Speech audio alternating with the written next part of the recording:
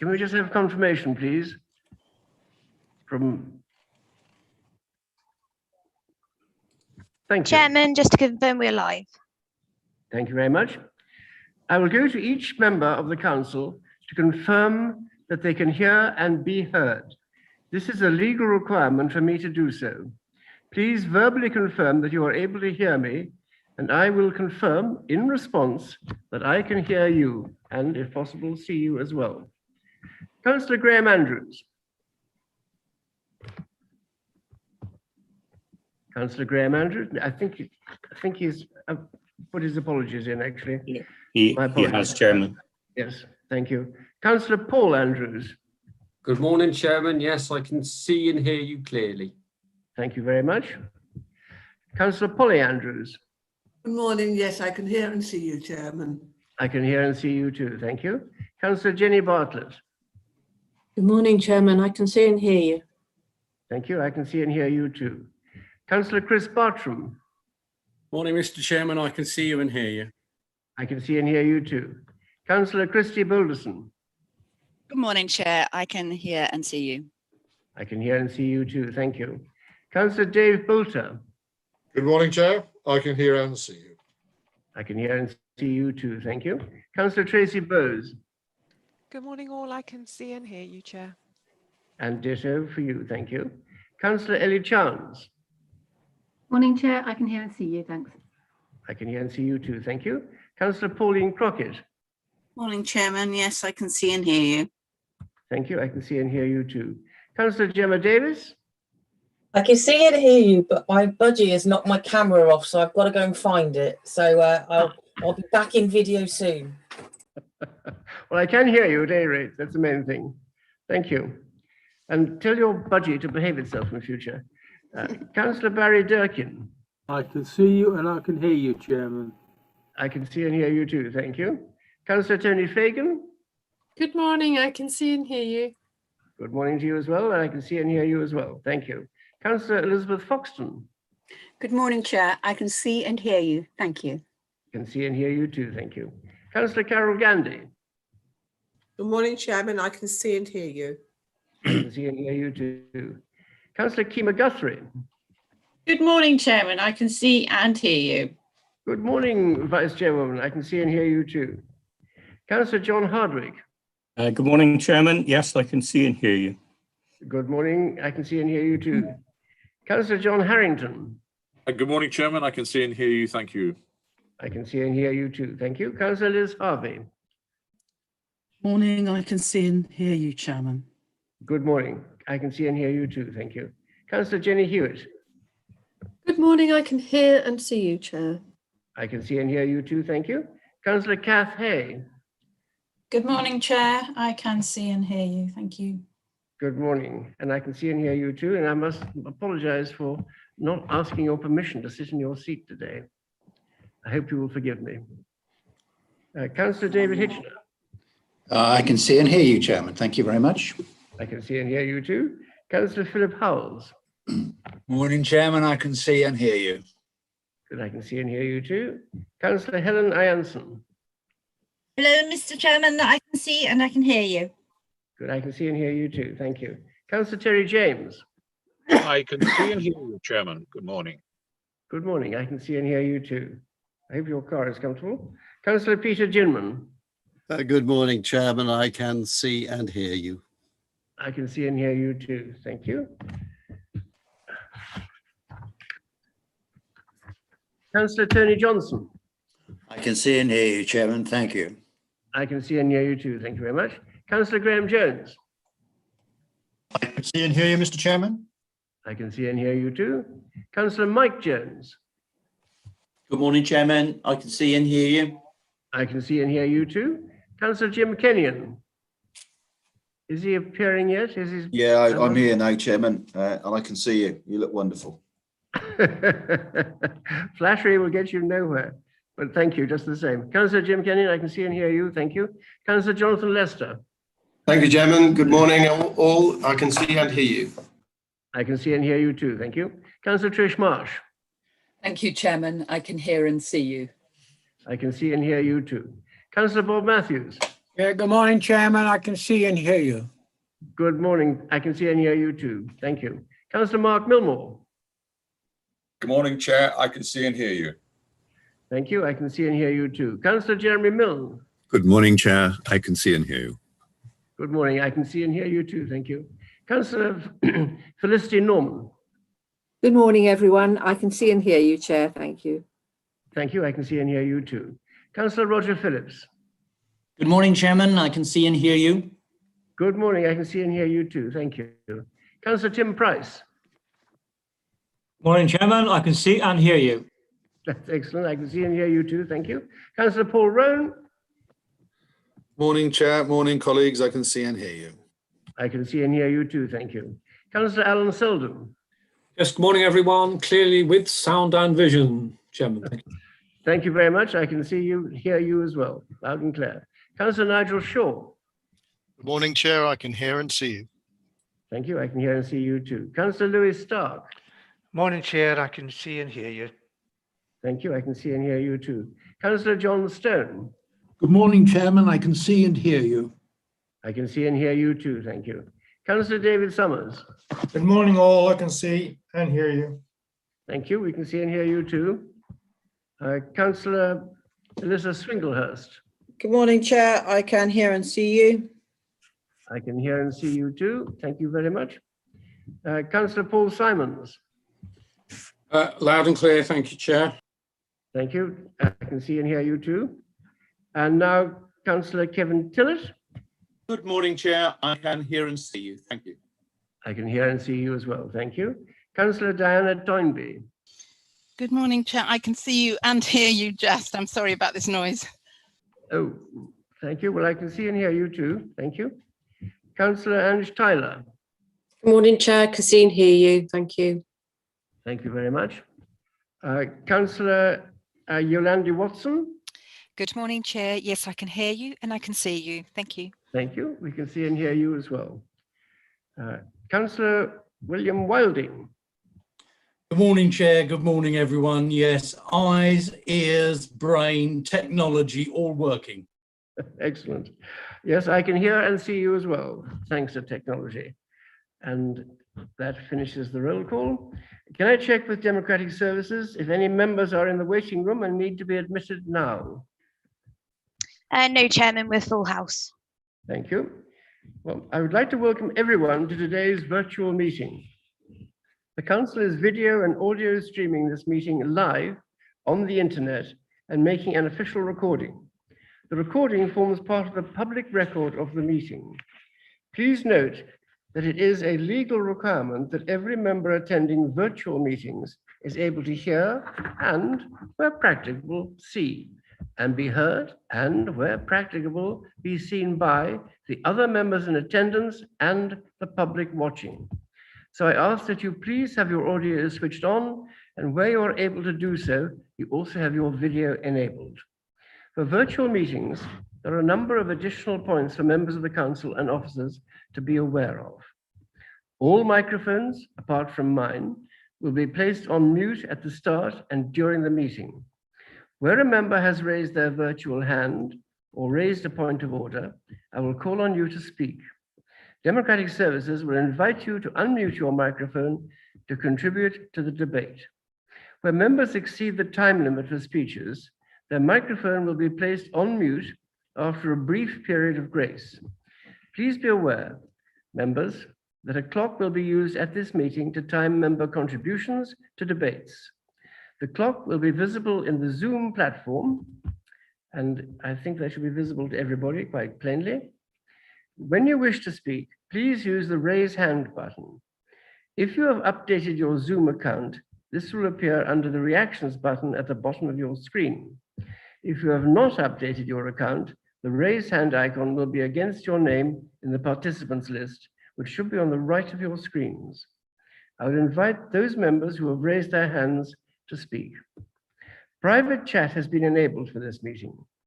Please can members ensure that the facility is only used to communicate with me as the chairman, via Mr. Coleman, to raise a point of order or to explain that you need to leave the meeting. I would like to re-emphasize this point, please. To explain that you will be leaving the meeting or to raise a point of order, please contact John Coleman directly using the chat facility in Zoom. We do need to know if you're leaving. It's very important from a voting point of view. Voting on budget matters will be undertaken by recorded vote by roll call. For other matters, voting will be undertaken electronically using the voting software within the virtual meeting platform. In the event that electronic voting is not possible to use or there is a technical failure, I will ask each member by means of a roll call to indicate if they are for, against, or are abstaining. Thank you.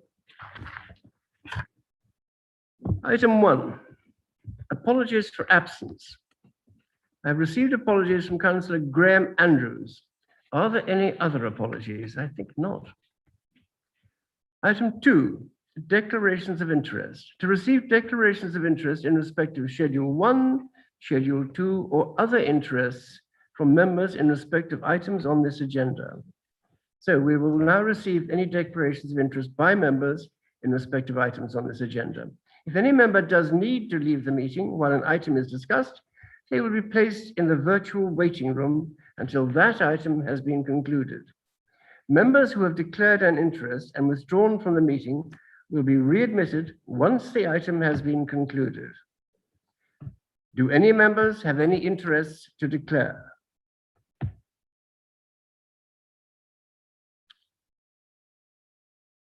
Silence is golden. For members declaring an interest, which you have not done, so we would have to fill in your form, but as we have no interests, that's irrelevant today. Agenda item 3, the minutes. To approve and sign the minutes of the extraordinary meeting of Council held on the 2nd of February and the budget meeting held on the 12th of February 2021. I will shortly ask the Council to confirm the minutes of the extraordinary meeting on the 2nd of February 2021 and the budget meeting on the 12th of February 2021 as contained in the corrections supplement published on the 2nd of March. There will be a separate vote on each set of minutes. Please can Democratic Services confirm the voting number? Chairman, the voting number is 51. Thank you. First, the voting options. For, against, and abstain have been added to the electronic voting system to confirm the minutes of the meeting on the 2nd of February in the correction supplement. The options are now on screen. If you are unable to see the voting options, please access the poll icon at the bottom of your screen. And now, can members please vote to agree the minutes of the extraordinary meeting in February by selecting for, against, or abstain. Please cast your vote and ensure you press submit after selecting the option for which you are voting.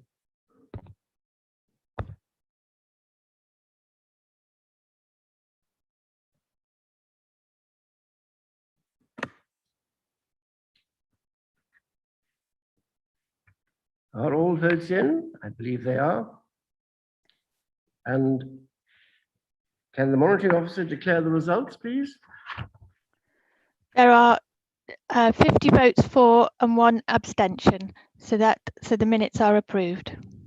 Thank you. And secondly, the voting options for, against, and abstain have been added to the electronic voting system to confirm the minutes of the meeting on the 12th of February in the correction supplement. The options are now on screen, and if you are unable to see the voting options, please access the poll icon at the bottom of your screen. I think we have the same number of voters. Please can members vote to agree the minutes of the budget meeting in February by selecting for, against, or abstain. Please cast your vote and ensure you press submit after selecting the option for which you are voting.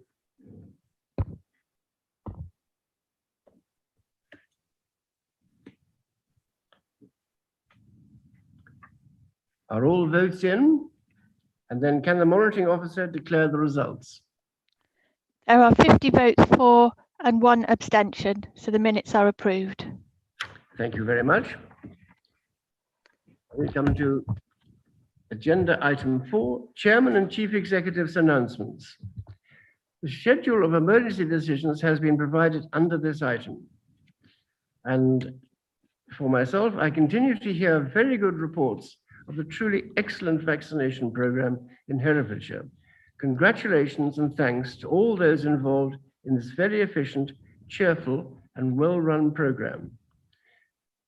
And I also attended the ceremony virtually, in which the Lord Lieutenant's cadets were awarded their badges and certificates.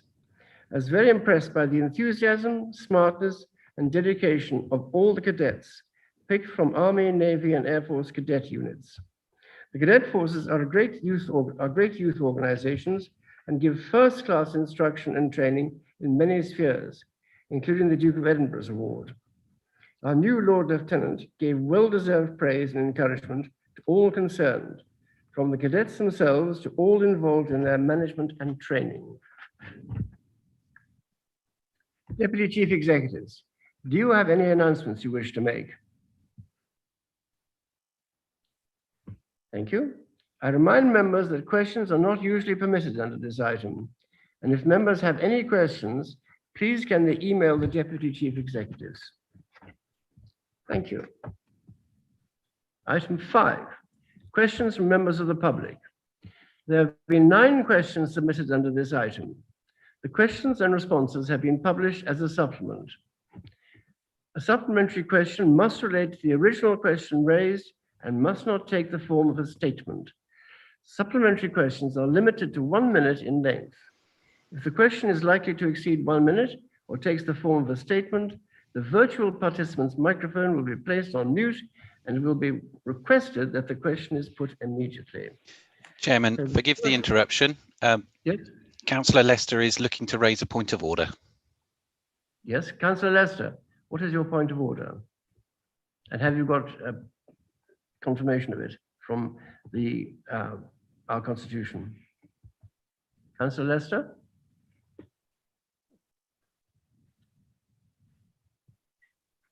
Councillor Lester, I cannot hear you. Democratic Services, could you release? Thank you. Sorry, you were I was being refused to unmute myself. Sorry, Chairman, I must protest. We've just undertaken inadvertently 2 secret ballots with the voting, and in response to the press article about voting intentions and the way that there seems to be some confusion as to who votes in what way, I would urge us all to have a named vote on all of the votes until this matter can be resolved. I don't wish to make a big issue about it, but there seems to be an issue with the integrity of the council if there is a question mark about how people are voting. And I know it may seem long-winded, but it would be better to do that until we can resolve the matter via Zoom than go into any more misunderstandings about who voted in which way. Apologies for the interruption, but I must make that point. Thank you, Councillor. I shall take up your concerns with the Democratic Services, and we will come to some agreement and arrangement on that for the future. But thank you for your point. It is interestingly made. Thank you. But I think for today, we will carry on as we are. And I don't think there's any particularly, shall we say, controversial matters that will be causing hackles to be raised anywhere. I will return to the supplementary questions, and Ms. Miller has one, and it goes: our property is adjacent to the Wigger Road in Rollstone, running from the church to Ball's Cross, the old vicarage, Rollstone. Over the last 20 years since we have lived here, the road has become increasingly potholed and dangerous for driving, now even for walking on. It is frequently flooded as the drains cannot cope with the amount of water running down the road and is too often covered in debris. A response to my last complaint initiated some markings on the road for proposed filling in of some potholes. These markings have now worn off due to the recent inclement weather. Since then, 2 letters have been received from Balfour Beatty indicating repairs to the main roads out of Rollstone, but completely ignoring the Wigger Road, which is in a much worse state than those indicated on their maps, with perhaps the exception of the end of the road, which runs to the A465. These references are C1219 to A465 to the Vrow, Ralston, and C1219 the Vineyard Court Road, Ralston. Surely if road repairs are to be done in the immediate vicinity, then why not complete the job in Rollstone and finally repair the Wigger Road whilst Balfour Beatty are in the area? So I think we have an answer, have we? Councillor Harrington, I believe this is Yes, your... well, we don't have it yet, but I'm about to try and give it to the chairman. Yeah. Thank you. I'm not sure if Mr. Miller is asking about resurfacing or pothole repair. I mean, if it's resurfacing, then the way that we, with our very limited budget, and despite the publicity from one of our MPs in the north that we've got extra money this year, we've actually got 4.5 million less to spend on the public realm and repairing roads and potholes. So you know, it's a constant battle. And I know it sounds boring, I keep saying it, and I genuinely am not being political. It's a situation that we're in. It is an unacceptable position, and I don't know how much longer we can go on accepting it, but there we go. In relation to how we assess roads, we go out and assess them on a risk matrix. They're surveyed, and of course there are going to be people who are not happy that their road is not ranked above other people's roads, but that is the way we have to rank them at the moment. And that's partly because by ranking them in such a way, we do get what limited funding is available, because we're considered to be an authority that does do this correctly as required by the government. In relation to, if she's talking about potholes, and if people go out, why aren't they doing potholes that are close by? This is a common kind of refrain from people. You know, you came out and filled some potholes, why don't you do the other ones? It just comes down once again to resource. If you've got a team going out and filling some potholes in, they're ranked once again on their severity. And if you just, I have been telling and Balfours, to be fair, have responded, and we are encouraging teams to do as many as they can in an area, but essentially they've got to do the most important ones, the ones that are ranked as critical, and move on to another area. They simply don't have the resources otherwise. And we are doing 2 roads in Ralston, as the lady has just said, as a result of the damage that's been done, and the fact that the priority has become much greater in the last few weeks. I think that's the lower and upper road in Ralston are being done. I'm happy to have a further conversation. I will get back to Mrs. Miller on this and see where everything lies and what we can do. But I can't promise the world, because I haven't got the world to give, I'm afraid. Thank you, Councillor Harrington. I'm sure she'll be delighted to have your conversation with you. Thank you. Ms. Rudge has no supplementary. Mr. North has no supplementary. Mr. McMorran has a supplementary question, and it goes, it would appear that because of the budgetary cuts referred to, anyone is now able to establish a residential development in open countryside and sort out the details later. If I and others would like to reside in this way on land we own within the county, what is the council's position? And I imagine, Councillor Harrington, it's you again. It is me again. I mean, I share Mr. McMorran's frustration, but we do not allow unrestricted development in the county, and we will be pursuing anyone who feels that they can do this. There is an issue that is around resource once again, and once again, I keep saying we've lost 60p in the pound from central government grants as an authority, and we struggle to get to things, but we will get to them. And if people think that they can disregard planning laws, you know, there are consequences, and there will be consequences. Thank you. Mr. Butler has no supplementary. Mr. Alexander is a virtual participant. And she has a supplementary question. Thank you for your reply.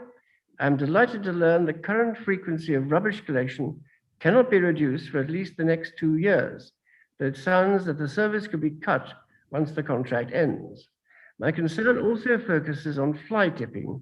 And according to Hereford's domestic services manager, the incidence of reported fly tipping after lockdown in June last year increased by 95% in July, 41% in August, and a further 87% in September, and by 52% in the final quarter of the year.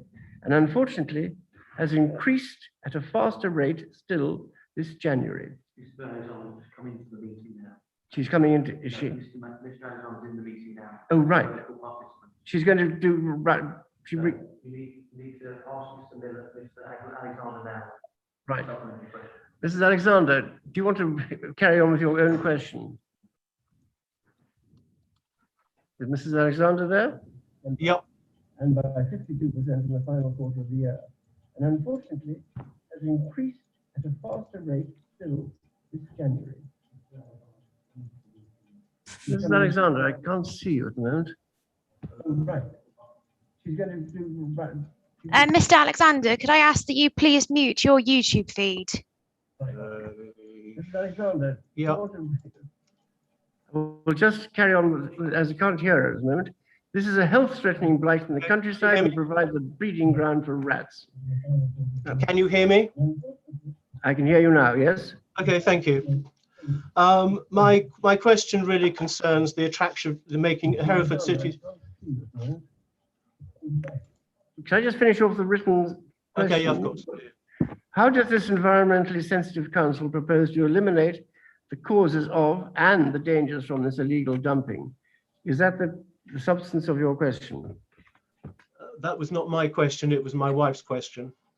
Well, that's what I did say, Mrs. Alexander, at the beginning. But we do have, I hope, a response from Councillor Harrington. Well, sorry, Chairman, I'm not quite. I didn't quite grasp the question. Can you just repeat it? Well, perhaps Miss or Mrs. Alexander. Mrs. Alexander, are you there? Well, could you repeat the question, please? My wife is not here. Right. Councillor, Chairman, there's two questions. One from Mr. Alexander, one from Mrs. Alexander. I think you're replying to you're doing Mrs. Alexander's question, and Mr. Alexander is here to do the question for Councillor Harrington, which is question 6. Right. Mr. Alexander, will you please make your question? Sorry, I'm not sure that you answered my wife's question first. It comes after yours, Mr. Alexander. Okay, fine. Right. Well, can you hear me? My question really concerns making Hereford a much more attractive place for business. So, Councillor, I have to say I'm extremely disappointed with your strident and some might argue economically rather interesting reply to my question. Even if with the patience of Job you managed to negotiate the Permaclog A49 and the A438 only to find limited higher price parking, surely this is no way to attract commerce to Hereford. Such a move, in my view, risks further undermining the struggling city retail and hospitality sectors. However, one way out of this may mean proceeding with the renovation of the rather down at heel council-owned Maylord Orchard site. So my supplementary question concerns this. After close to a year of taxpayer-funded council ownership, and after presumed extensive due diligence and debate, what, if any, fully costed renovation plans for Maylord are now being considered, besides opening a £100,000 loo, which of course is desirable, which may not prove the decisive attraction in the city? Thank you. Councillor Harrington. Thank you, Mr. Alexander. I don't think that's actually a question for me. That's a question for Councillor Davies, but perhaps we can get a response, or Gemma might like to give a response. That would be most useful.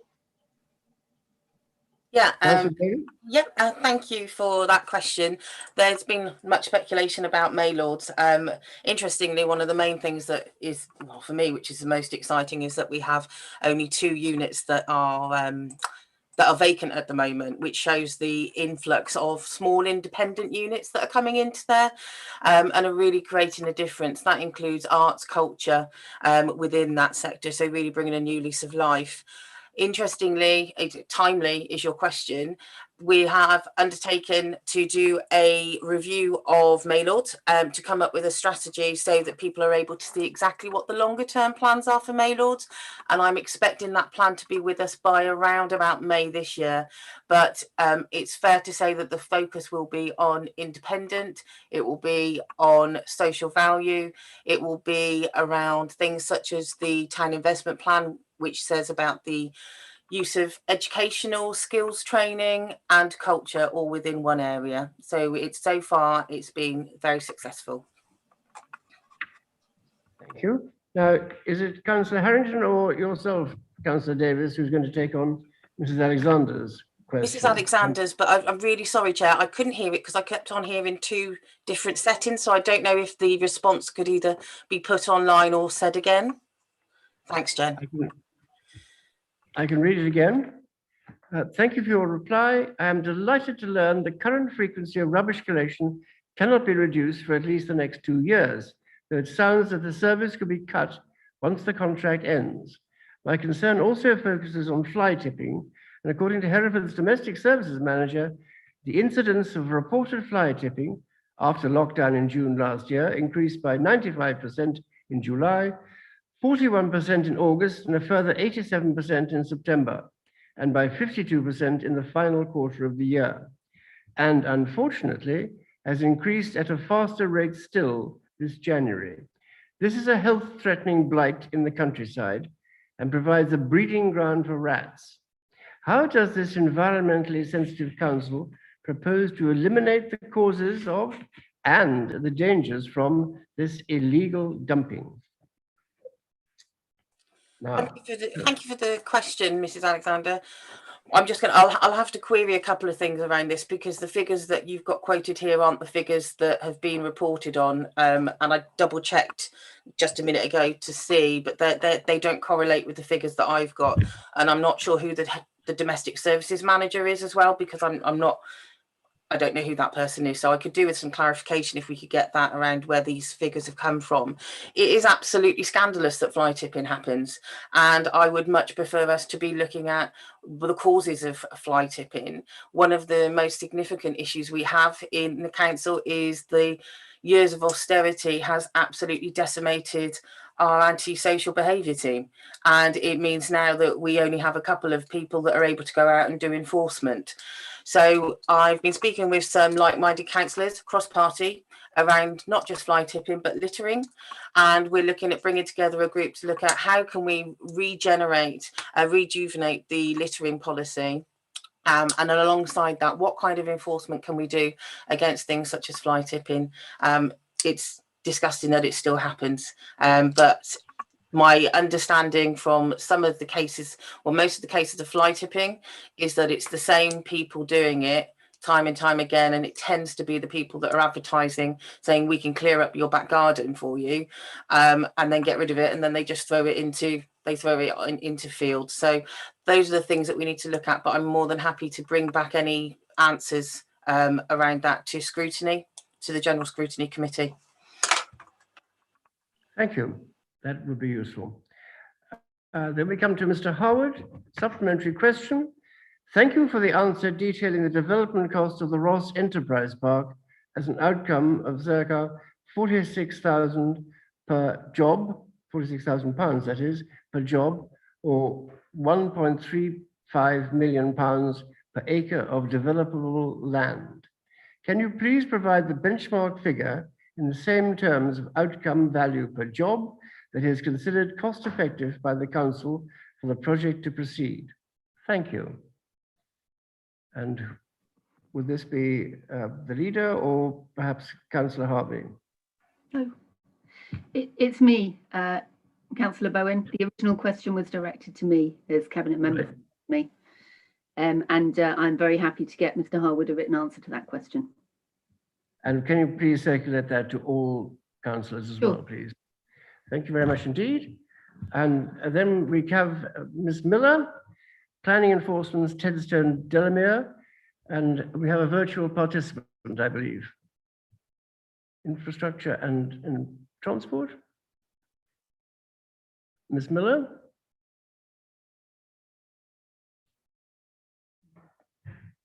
Democratic Services, do we have Ms. Miller in the building or in the Zoom process? Yes, Chairman, she is with us. I'm just asking her to unmute. Thank you. Ms. Miller, when you're ready.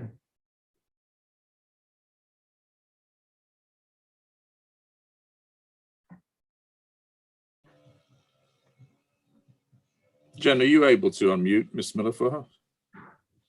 I am trying to do that. It's not working at the moment.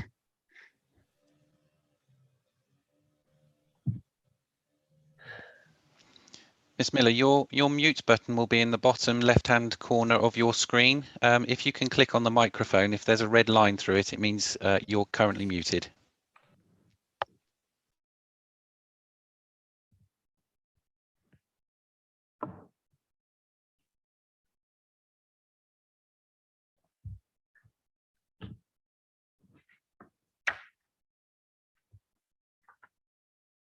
Ms. Miller, any joy in your unmuting?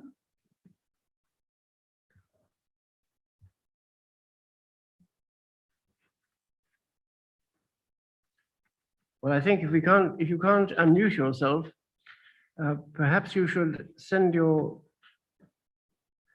supplementary question in to the council, and we will get an answer to you by written response. I think the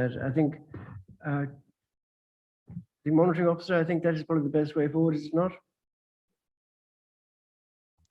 Yes, Chairman. If we can't, if Miss Miller really can't join in, then yes, if she could please put in her written supplementary.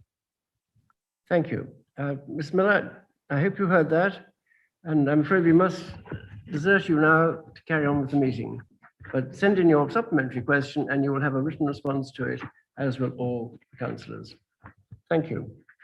And that ends the public questions. Item 6, questions from members of the council. There have been 2 questions submitted by members of the council. Members are allowed 1 supplementary question. Supplementary questions must arise from the original question or the response provided and must not exceed 1 minute in length. Councillor Shaw. Thank you, Chair. I'm embarrassed that I've had to bring my question to full council to get the answer that action will now be taken next week, but what a pleasant and unexpected surprise. We've heard today the public asking questions about the effectiveness of our planning function, and the recent peer review report has revealed shortcomings, particularly as those expressed in paragraph 1.5 of that report. Will the leader assure council that a review of planning and planning enforcement resourcing will now be undertaken to ensure that statutory services can be properly delivered and the recommendations of the past report can be implemented and public confidence restored? Thank you. Leader. Yes, Councillor Shaw, that's certainly something which we will be doing. I don't know whether Mr. Bishop, who is head of that particular department, is available at this meeting and whether he will be able to respond, or alternatively. Well, perhaps I should respond, Leader, more appropriate. I think, yes, more appropriate. Councillor Harrington. Yes, thank you, Councillor Shaw, for that. As far as I'm aware, you've only contacted me once about this, and I thought progress was in hand. You always know that you can contact me and I give you a response. You don't need to bring it to a public meeting, but of course it helps if you're trying to score political points, which I accept. That's the game we're in. You had oversight of this application for the last 7 years as the ward councillor, for 5 years while you were in administration. There does seem to have been some lack of robust conditioning, and I think that we need to be addressing that as we go forward. In relation to this one, we have a partner who Keepmoat, who we expect to be on good relations with us, and if there isn't something nailed down in the conditions, which quite frankly you should have been on top of right from the beginning as the ward councillor, then we'll make sure that they fulfill their requirements and expectations to the local community.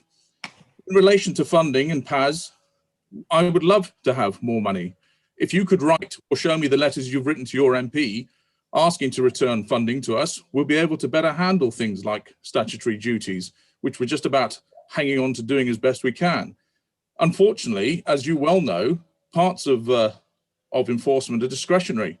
And of course, there is a challenge then when we have reduction in funding. But we're doing everything we can to do that, because I have said to our officers, and they appreciate that enforcement is vital to the confidence that our residents have in statutory process and democracy. So we will address that. We will get you a written response, and please get in touch with me if you've got some more specific details to help through this. Thank you. And again, I would like your written response. Mr. Chairman, the cabinet member named me in his response, and I ask It's not in the constitution, but it's generally understood that councillors who are named in a response have a right of reply. May I assume that right? You may assume that right, yes. Thank you, Chairman. I thank both the leader and the cabinet member responsible for their responses. I'm a little surprised that the cabinet member anticipates that every councillor will be an expert in planning law and the requirements to put through legal services, the section 278s and 106s and all that as we go on. I'm also surprised that it took me a request for public freedom of information request to find out that our legal services weren't actually engaged on the 278 for this particular application. But no doubt he has his eyes on every application in the county, and we will remain assured by that. I also remind him that the council administration themselves create the budget for the council, and it is entirely within their remit and their decision as to how that budget is spent. If they want to allocate more funding for planning and planning enforcement, then I would welcome that. They have monies that they have. We've only recently voted on how money should be spent from the council's budget, and I didn't see any request by the cabinet member within that process for more money to be spent on the planning function. But if he wants to make that, I will be happy to promote it and put my vote to it. Thank you. Thank you. Thank you, Councillor Shaw. And apologies if I seemed a bit robust. I don't expect you to be over every application, but I the point is, and I hope it's genuinely accepted, if you want to raise an issue, you can come directly to me. You don't have to go through freedom of information. I will get you that information. And we can have further discussions about planning and how best to resource our limited resources and where that money goes. If we take it from here, we lose it somewhere else. But I'm happy to have that discussion, and apologies for being a bit brusque. Thank you. I'm sure feathers will be now unruffled and good debate will result. Thank you. Chairman, Councillor Bolter did just drop out, and I'd like to admit him back in if you wouldn't mind doing the roll call for him again, please. Yes. Councillor Bolter, are you there? Can you respond, please, Councillor Bolter? I'm trying to find you.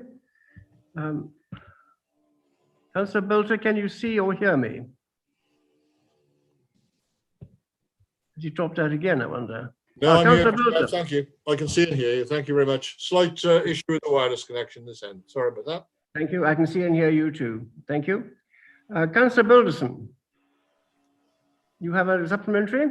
Yes, I do, Chair. Thank you. After dealing with potholes, drainage and other road-related matters, the next biggest pull on my time at a ward level is planning. And as a new councillor, understanding planning was a very steep learning curve for me, which I'm sure many of you can appreciate. Back in September 2019, I highlighted to management that the planning team covering my ward had provided me with outstanding support as a new councillor. I felt that the planning officers were very patient, professional, and they had always responded to my inquiries in a timely manner. However, I also raised issues in relation to planning officer caseloads and staff morale. It appears that this has not changed during the term of this administration and is evidenced by the recent PAS review. The planning officers within my ward continue to carry caseloads of 80+ applications, and this month there appears to be a massive backlog in applications, as it took one of my residents almost a month before their validated application was allocated to a planning officer. I believe this administration does have many good ideas. However, I fear that some are being explored at the expense of our core services. In order to balance the budget due to decisions made by this administration, you say that you have not deleted employment positions, but you have not filled them either.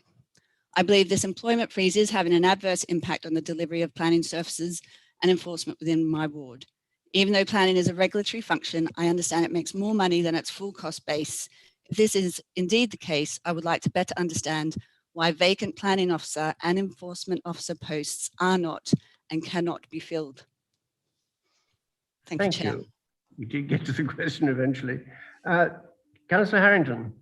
Yes, thank you, Councillor Balderson. I mean, you know, you raise the same made before that are very valid about the essential need for a planning service to be well funded and robust. And once again, I must stress that this issue around enforcement is interesting because it's essentially a discretionary, not a statutory requirement, but the planning process is statutory. The reasons for the delay in filling any roles at the moment is that we're going through a restructure of E&P to understand how best we can, make it more efficient under the challenges that we've got with funding. I mean, we were asked to save £12 million last year. I don't want to take any funding away from planning, but we've been asked to find savings in virtually every department.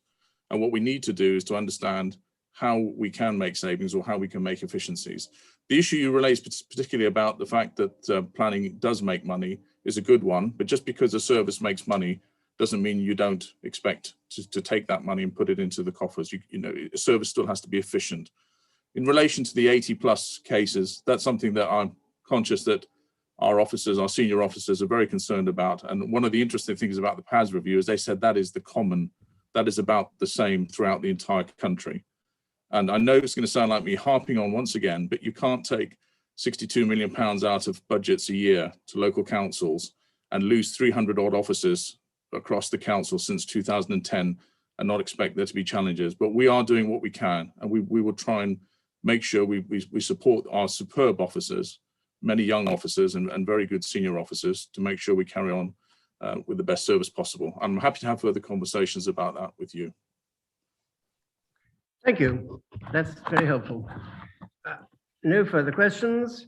Now come to item 7. Chairman, Yes. Councillor Balderson raised a point about whether the income generated by planning exceeded its operating costs. I'm certainly not aware that that is the case, and I'd just like to seek some clarification from Mr. Lovegrove as the 151 officer. Sorry to put you on the spot, Mr. Lovegrove. If you don't have the information immediately to hand, I'd like to make sure that it's part of a written response to Councillor Balderson. But are we cash positive in terms of operating planning? Mr. Lovegrove. Thank you, Chairman. As Councillor Harvey suggested, I will give a full written response to this, but to make the point that the planning service for the current financial year is not meeting its financial targets, and therefore it is not, as Councillor Harvey said, cash positive. It's the opposite, I'm afraid. Thank you. And again, please to all councillors. Yes. Have the full picture. Item 7 now. 2021-22 Council Tax Setting Report. To set the council tax and precepts of 2021-22, I invite the Cabinet Member, Finance and Corporate Services to introduce and move the report as contained in the correction supplement published on the 4th of March, for which you will have 5 minutes. But first, please note there's a small change to the listed corrections on the covering page of the correction supplement.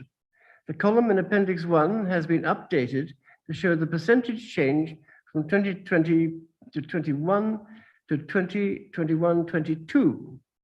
This is correctly stated in Appendix 1 in the correction supplement. Please also ignore the pound sign in front of the net tax base of Band D equivalent properties in recommendation B in the correction supplement.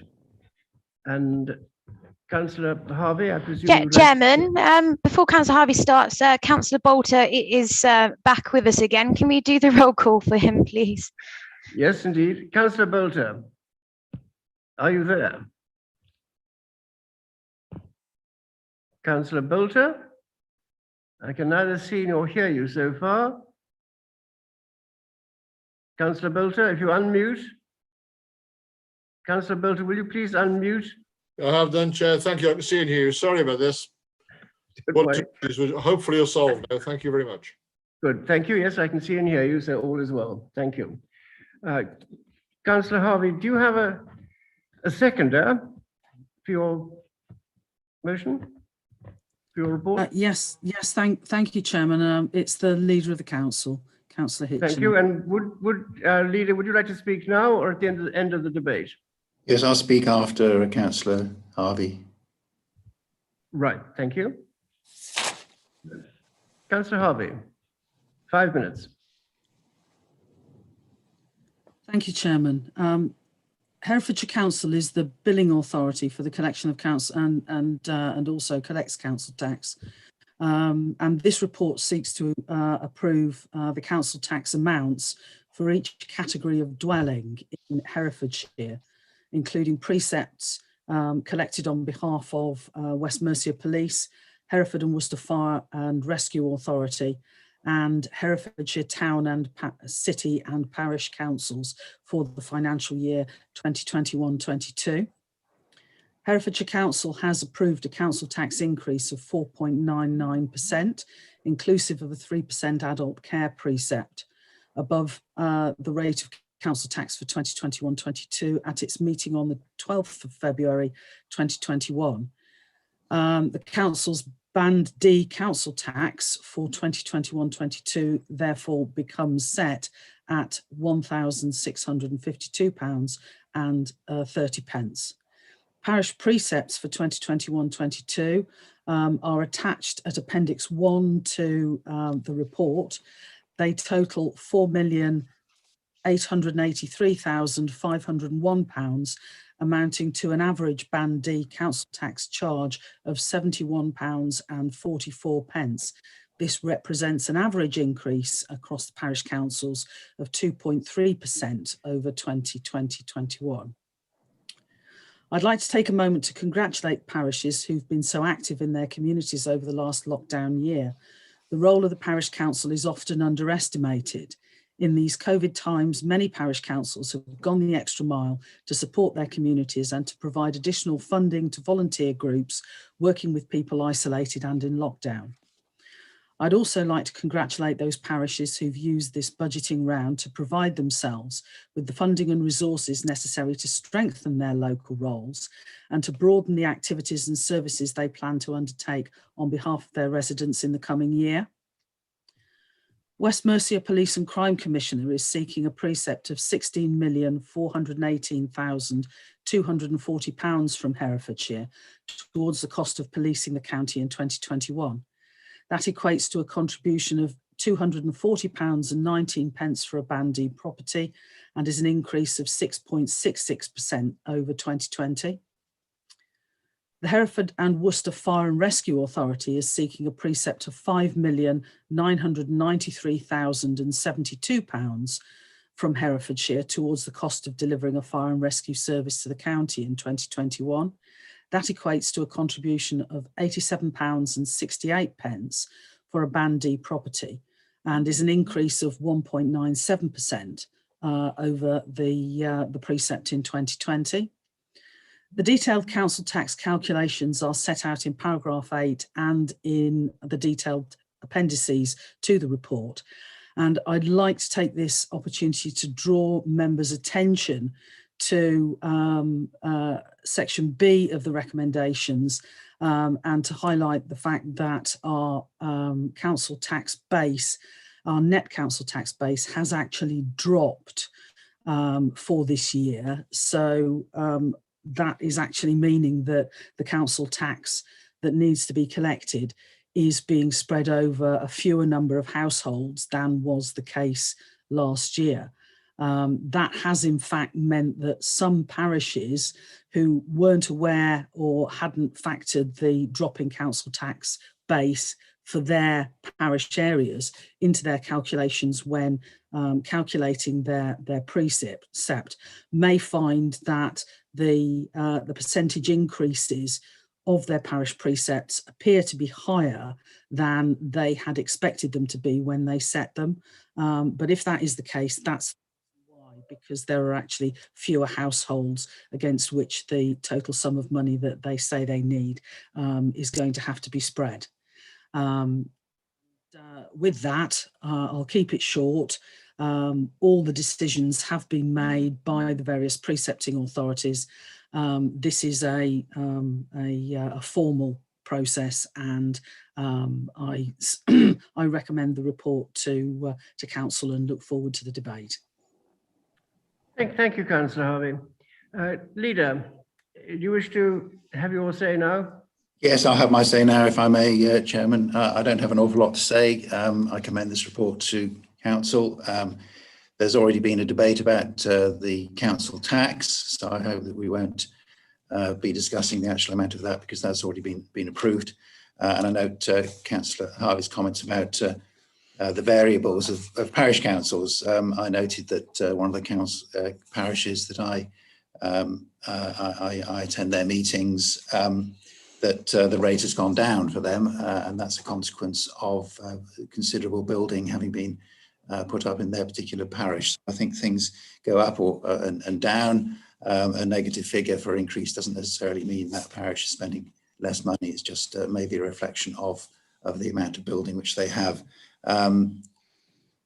There's an extensive schedule. I think it's quite interesting to see what those increases are. And as Councillor Harvey has said, this is a report which does need to be approved. And I look forward to the debate. Thank you. Thank you, Leader. We now ask members to indicate if they have any questions or comments, and they have 3 minutes each. So I'm looking for any takers. I don't have any so far.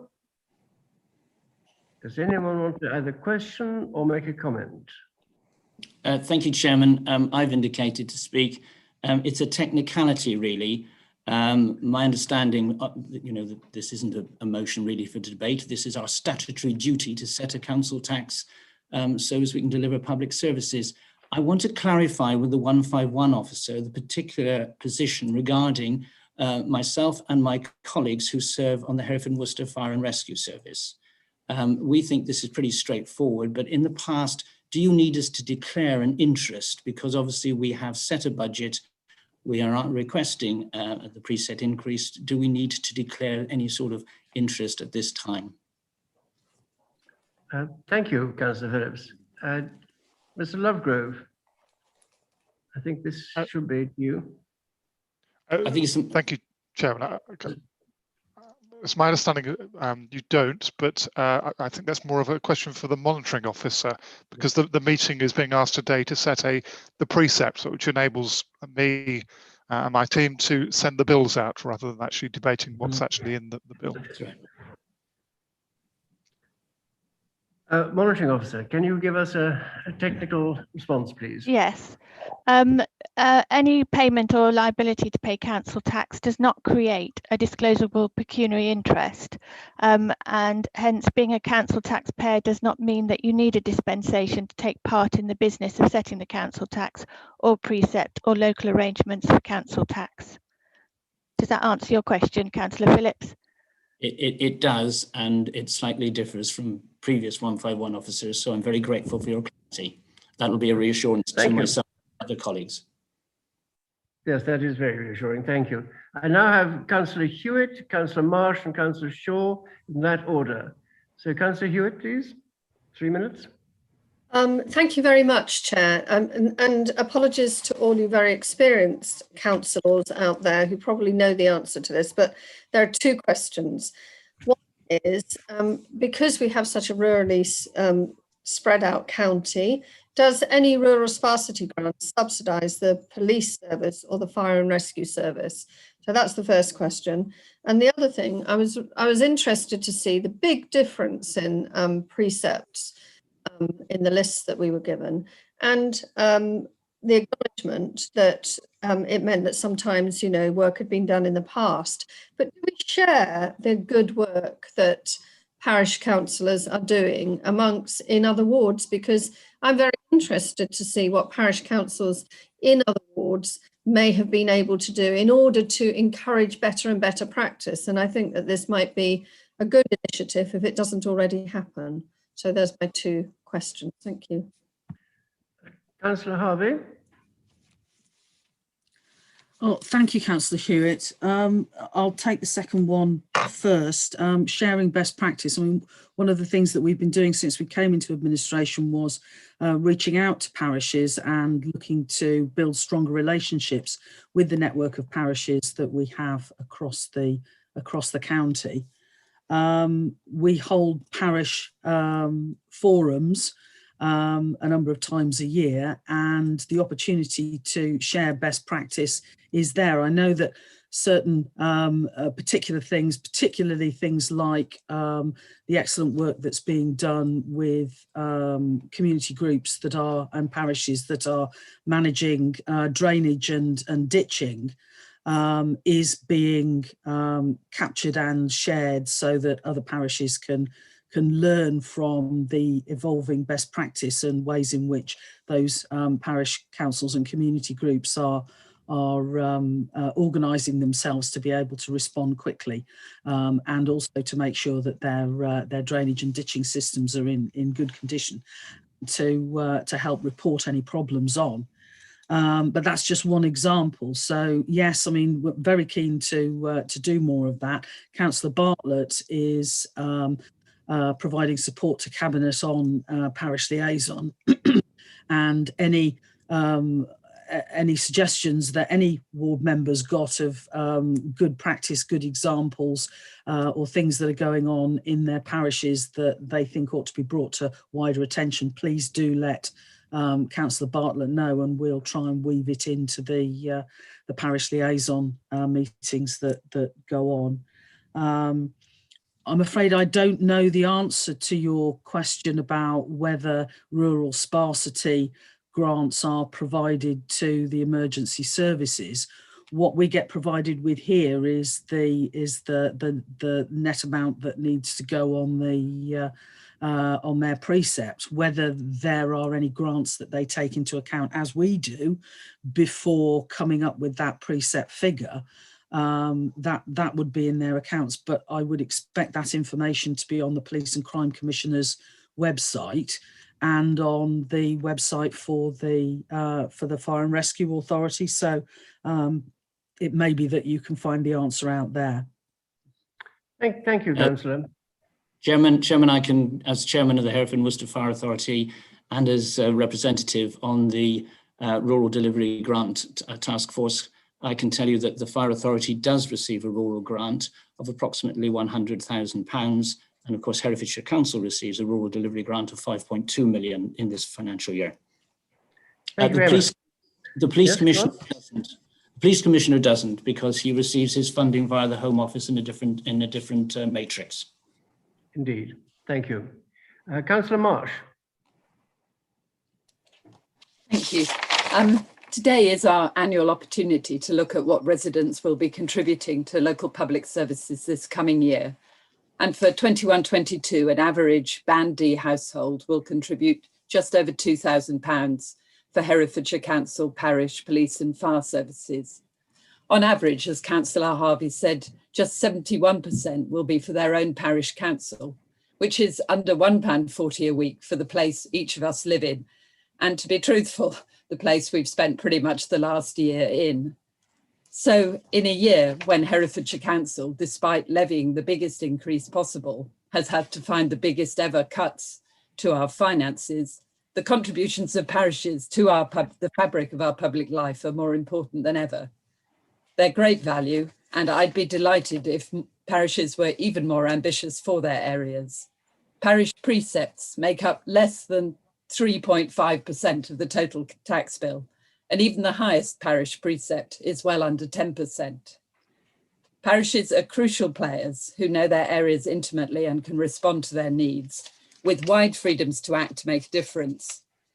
So Lempster, one of our largest parishes, does important youth and tourism work, has a grant programme, and is just completing new heritage signage around the town, having managed to access the last bit of leader funding.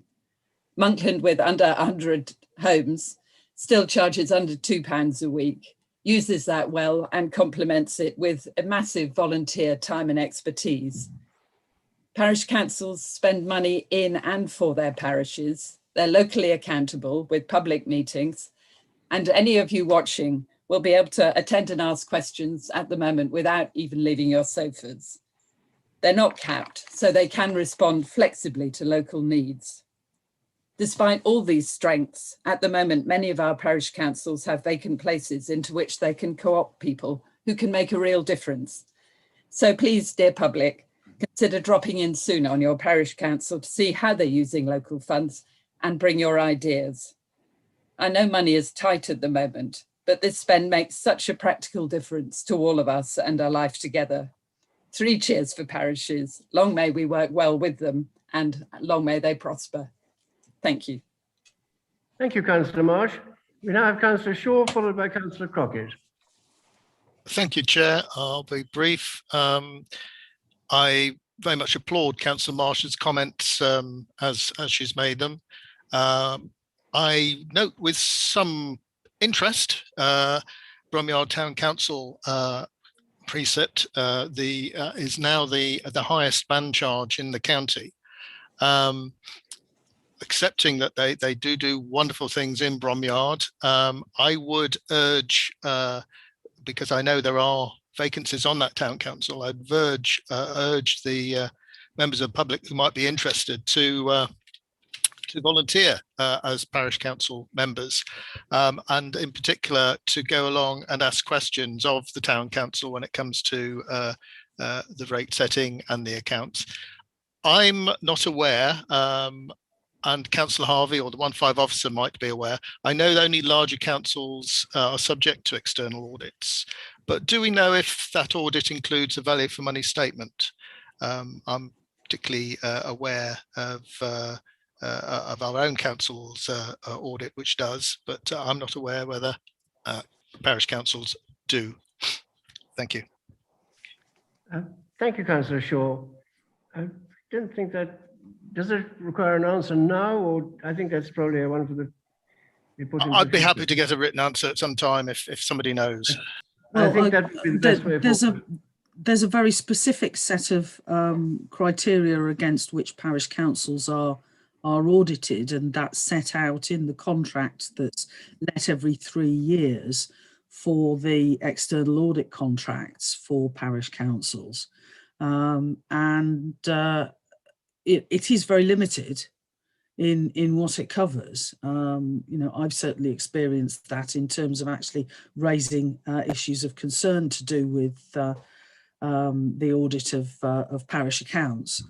I'm not aware of a value for money assessment that's undertaken as part of a parish external audit, but the audit framework against which the external auditors operate is published on the website, which also lists who the external auditors are that hold the contract for different areas of the country, and that can be found on the government website online.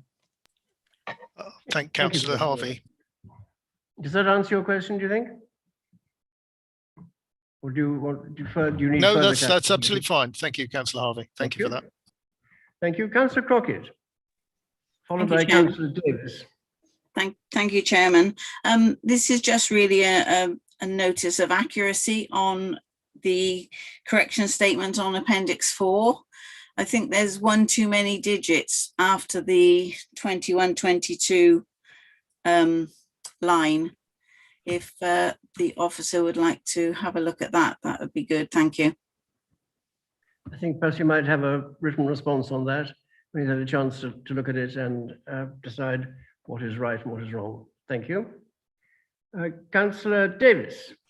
Yeah, thank you, Chair. Just following on from Councillor Shaw and Councillor Marsh, which I loved your speech, by the way, is that it's a plea. I think I am the youngest councillor on this, and I'm at a grand old age of 39. I used to work in Islington, and we had 18-year-olds that sat on the council. I look at all of our surveys, and I see that the age of the people that are responding in our surveys are tending to be older. It's a plea to young people to come and be part of a parish council or come and be part of the Herefordshire Council, because ultimately the decisions that we are making now are going to affect you. They're going to affect the children that you have, the friends that you have in the future.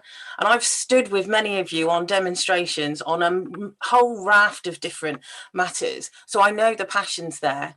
And in our society, real change happens through democracy, and that's why we really do want you to be part of that. So if anybody watching has a young person that they could speak to, say, if you want to speak to somebody about how to be part of a parish council or what that might involve, just get in contact with one of us. We'll only be too happy to help. Thank you. Councillor James. Thank you, Chairman. I mean, it's an unfortunate we use the term debate for this particular item, because it isn't a debate. It's merely a technical matter to set the precept, having decided the council having decided the level of council tax at its previous meeting, and it's merely a technical matter. I do find it very unfortunate that on a day when it's been announced that nurses and the healthcare worker are going to be offered a 1% increase, and the rest of people in public services are going to get a nil increase, to Herefordshire Council are levying a 5% increase on council taxpayers in a relatively low paid county. You know, that debate has been had and is finished. We really need to get on and pass or not pass the particular vote this morning. You know, it's all very well debating the relative merits of parish councils, but that's their business, not ours. We need to manage our business a little better, perhaps. So I move that the motion be put. Well, I have one more speaker, and then we will go to the vote. Councillor Hewitt. It's only really to echo what Councillor Davies was saying, but also I just wonder whether it's possible to consider an element of positive discrimination in parish councils, where there's always a place kept for a youth voice on the parish council. That's their business. Thank you. I'm sure that will be heard by some people and may have some effect. Thank you. Now we've heard the debate or the discussion, we will turn to the vote. Please, can the recommendations be displayed? Please, members, take a moment or so to read the text of the recommendations, because I'm not going to read it out to you. And please, after that, we'll give you some time to read it. I'm sure you've all read it carefully already, just to refresh yourselves.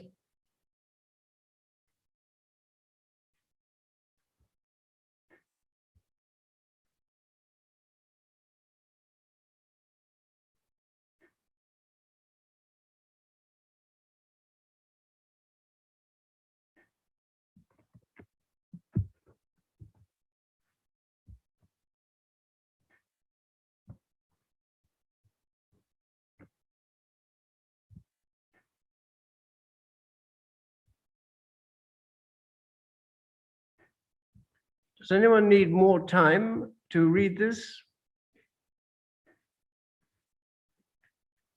And then perhaps we can ask Democratic Services to confirm the voting number.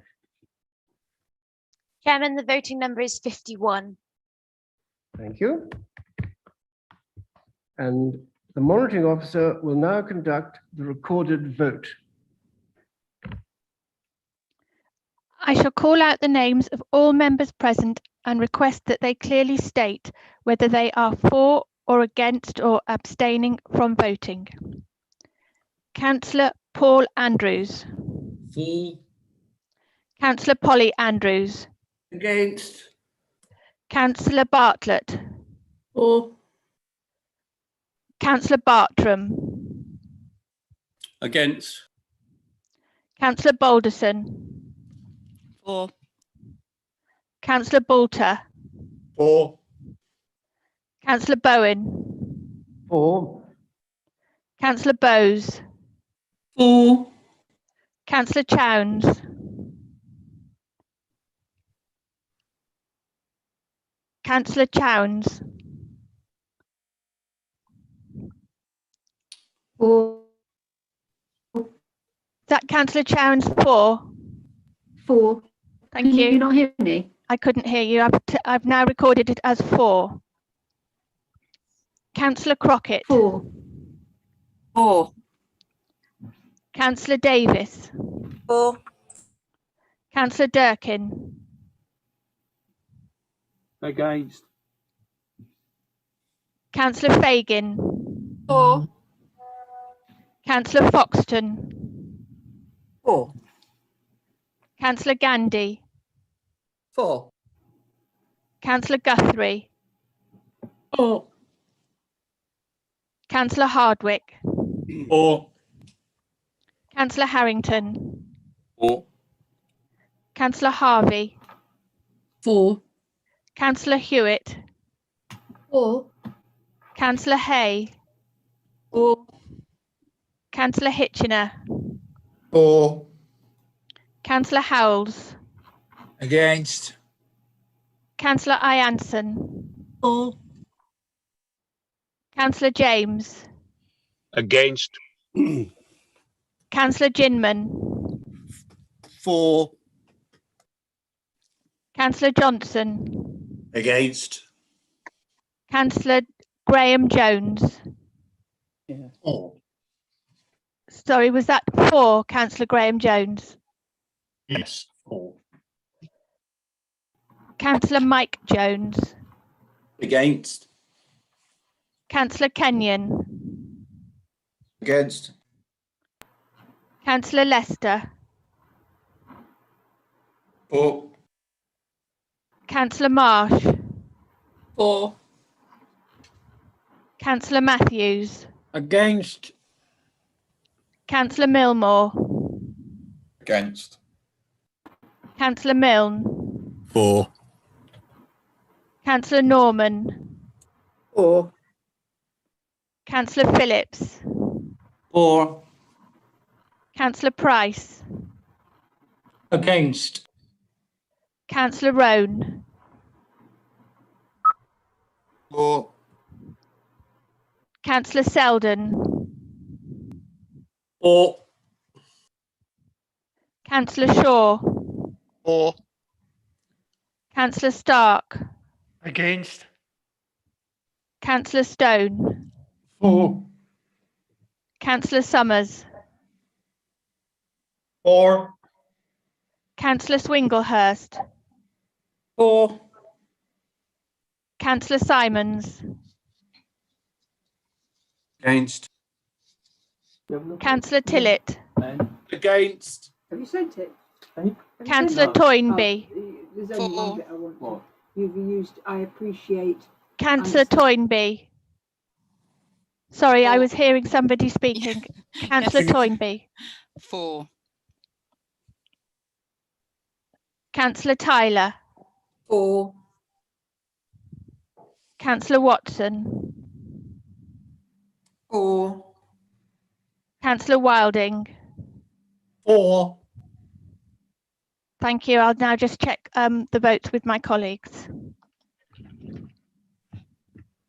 When you have done that, will you please declare the results?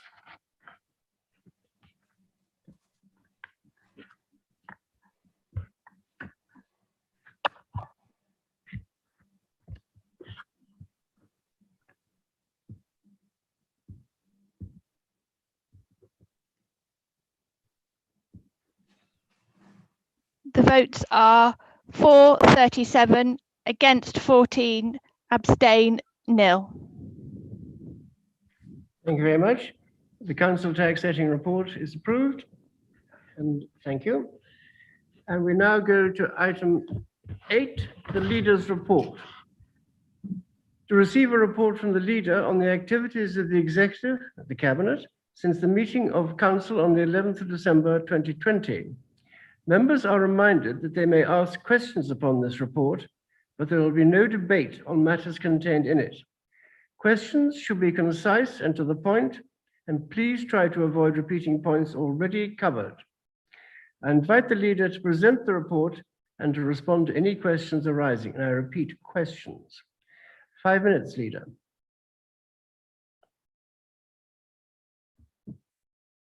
You are muted. Leader, will you please unmute? Thank you. Yes, that's a beginner's mistake. My apologies for that. We all do it from time to time. So thank you, Chairman. The Constitution requires me to report on the work of the Cabinet since the last meeting. This information is set out in the report, which has been published. In the few minutes allowed to me now, I'd like to focus a little on looking forward. First, of course, we can now look forward to a gradual release of the COVID restrictions, beginning with the return of pupils to schools next Monday.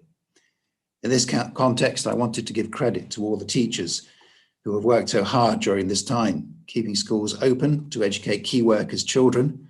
Some people consider that teachers have not been working during this period, but they have been there to educate key workers' children, as well as providing teaching for those who have stayed at home, and for some teachers, the added burden of teaching their own children at the same time. I suspect there is a knock-on effect from COVID, with many parents having a new appreciation for what teachers do. We should remind ourselves that council plays a key role in the education system.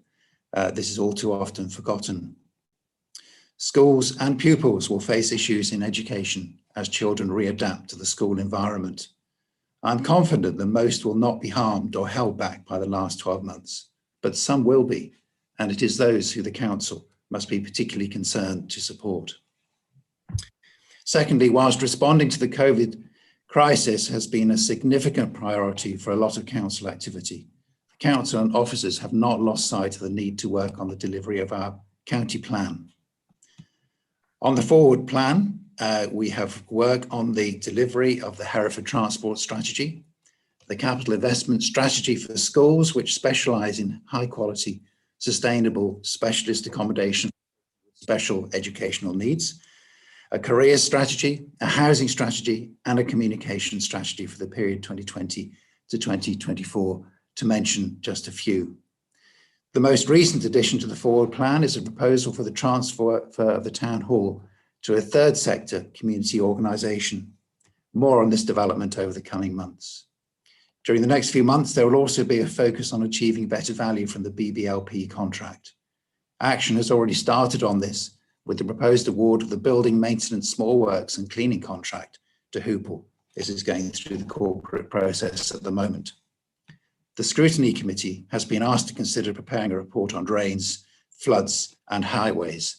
I hope they will accept this challenge. It is about time we stopped repairing roads which have been damaged by floods without rectifying the defect in drains that causes that flooding. How we can do that with limited funds is a challenge, to say the very least. And I look for cross-party support on this issue, which is a concern for us all. Details of all these reports and many of others are available on the council's website. Thirdly, there's the national picture.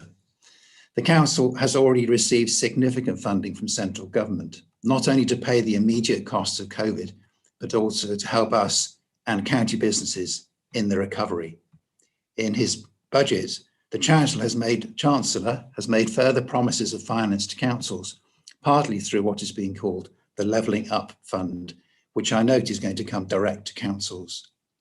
I was pleased to read the Chancellor's introduction to the Levelling Up Fund prospectus, because it reflects the ambitions of this administration. This is what it says. Infrastructure improves everyday life. A new bridge or a bus lane make the journeys of local people easier. Town centre improvements help local businesses and cement pride in a place. And upgrades in local heritage sites strengthen the local economy and build civic identity. These are things that people rely on every day in communities up and down the country, the infrastructure of everyday life. The Chancellor could have been writing about Herefordshire and the plans that this administration has. And we will be working to do our best to achieve as much finance as possible from central government. I will now endeavour to answer questions from councillors. Thank you, Chairman. Thank you, Leader. So, who is going to ask the first question? Councillor Swinglehurst, and then followed by Councillor Roan and Howells.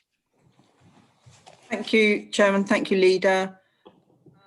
between 2011 and 2015, Herefordshire Council spent almost £5 million on active travel measures, cycling, walking and public transport, which was evaluated in 2016 as having achieved a total modal shift of 2.7%. So it's roughly £2 million per percentage point shift. What is the percentage modal shift to active travel measures alone that will be required to produce the reduction in congestion that might have been achieved by a road scheme with active travel measures? And how will this be benchmarked and reported to establish efficacy and value for money? Thank you. Yeah. Thank you, Councillor Swinglehurst. It's not something I have in my back pocket, I'm afraid. I'll just ask Councillor Harrington if he. Well, do ask it through me, please. Yeah, okay. Well, through the chairman, can I ask Mr. Harrington, Councillor Harrington, if he would care to respond to that? Thank you, Chairman and Leader, and Councillor Swinglehurst. I'll get the detail that you asked for. I don't have it to hand, but I'll get the detail. I think one of the interesting things to remember is that, unfortunately, all that money that was spent on active travel measures, which, as you know, was to be delivered after road schemes, not before. But unfortunately, that is really the schemes are not fit for purpose because legislation has changed in the last year. LTN 120's come in, which says basically, well, the guidance has come from government that they won't be giving funding for anything that's a shared path. And many of our schemes developed by WSP, unfortunately, were shared cycling and walking paths, which are just not very successful. So that there's a little bit of loss there, but I'll come back to you on the detail. If you want to circulate a report to all members, I'd be very I will grateful. do. Yes. Okay, Chairman. Thank you. Thank you very much indeed. Councillor Rowe. Thank you, Chair. Can I, before I put my question, can I just say thanks to everybody who's involved over the last 6 years in the addition and increase in the size and capacity of Marlbrook School here in Redhill. As I said, it's been 6 years in the planning. I believe it was handed over, Councillor Norman can confirm it, it was handed over last week. Everybody is pleased. It's a brilliant, brilliant addition to the area. Thank you very much. My question, though, is now that Maylords has become the property of the people of Herefordshire, could we be reassured that it will be an asset to the residents and not a financial liability? Yesterday, I spent a lot of the day reading the Hereford Town Investment Plan and was enthused by the works planned for Maylords, but concerned about ongoing and future costs. I then recalled the document for potential housing sites in the county, which was bounded around some 6 weeks ago, and Maylords was earmarked on there for 100 homes. Could I have confirmation, or could you confirm, please, Leader, which future awaits this site, or whether it's to be a hybrid? And are you confident that the people of Herefordshire, and especially the residents of Redhill, are not going to be subsidising Maylords and the endeavours to show art for art's sake, regardless of the importance of social value? Thank you. Thank you. Leader? Yes, Councillor Rowan, thank you for that question. I am confident that Maylords is going to be a significant asset for the whole community. We have been filling units and there's more than enough revenue coming in to cover the cost of the development. As Councillor Davis mentioned in response to a question which was asked, we are looking at long-term plans for Maylords. If Maylords, if we'd taken it on and it had been an absolute disaster, we might have been looking at certain activity relating to it to recover costs of the council. But as it's happened, it's been a fantastic success. So we have a problem of success going forward as to quite what we do with this site. I think for the community, if anything which we can do to encourage people to go into the centre of Hereford, to go to the shops, to go to Maylords, to increase footfall, if we can do that at almost a nil cost to the council, if we can do that, that will help the economy of Hereford, and that's what we want to try to do. And increasing that footfall, encouraging people to move into the town can be done in all sorts of different ways. Chairman, I don't know whether I'm allowed to ask Councillor Davis to add to what I've just said. Very briefly, please. We've got a lot of people on the list. Yeah, I could be relatively quick. I suppose if we go to the crux of what Councillor Rowan was asking, is ensuring that it is not costing money. And we can absolutely do that. Any future strategy for Maylords will be divided between things that bring in money, things that are for the voluntary sector, and things where we're promoting commerce and independent commerce. So I suppose that will give you that. It should, hopefully my budget's just decided to land on me, but hopefully that will give you some kind of assurance that it's not costing us any money. We're actually making money from the centre. That's right, isn't it, Nipper? Yeah. Thank you. That's a nice, concise answer. Councillor Howells? Yeah, thank you, Chairman. And Councillor Shaw, sorry. Okay, no problem. Yeah, thanks, Chairman, and thank you, Leader. I'm a bit surprised the topic I'm going to raise hasn't been mentioned anywhere, so I'm not quite sure where to ask it. But under key consideration 5, where the Leader quite rightly talks about us still being under lockdown, and my understanding is that the government isn't planning to extend the current laws allowing us to have online meetings beyond May. And that suggests that our next meeting, the 21st of May, may have to be back to a physical meeting. I'm happy to be corrected if I'm wrong in that understanding. But I'd like to know, if that's the case, what plans, including contingency plans, the administration have if we have to have a physical meeting again on the 21st of May. And in particular, since it seems we probably still can't use Shire Hall. So I think clarification on that would be really useful, please. Thank you, Leader. Thank you. Leader? Yes, thank you, Councillor Howes. It is a concern. Discussions are continuing with the Minister. I know it's at the highest level. I think there's every chance that that these kinds of meetings will be allowed to be extended, but there's no absolute guarantee. But I know there are a lot of local authorities who are very keen on this current arrangement, and so I think we'll see what Robert Jenrick comes up with very shortly. There is obviously a concern, you know, if the government says we can go back to normal, yeah, we can't go into the Shire Hill, but from conversations that I have had with the Joint Chief Executives, they are putting in arrangements. There are a number of alternative sites being looked at, and rest assured that if it's required to be an actual meeting, we will be having one. I think one of the issues that's been raised a little bit is how we cope with social distancing then. So we need to find a very large space to fit in order to social distance. Now we've got 52 councillors at the moment. There are other councillors, I think, around the country with over 100, and for them the problem is going to be even more difficult than ours. But rest assured, the Joint Chief Executives and Democratic Services are well aware of this situation and do have plans in hand. Thank you, Leader. Councillor Watson, followed by Councillor Shaw and Councillor Matthews. Thank you, Chair. Leader, I was just wondering, is there an update on the wetlands project, please? Thank you. Councillor, Leader, I think. Yes, it is mentioned in my report. That's the latest information I had a week ago. It's an interesting one because it's divided between a number of portfolio holders. It's both environment and also housing and planning. I don't know whether the council would like a more any up-to-date comment that Councillor Harrington might have.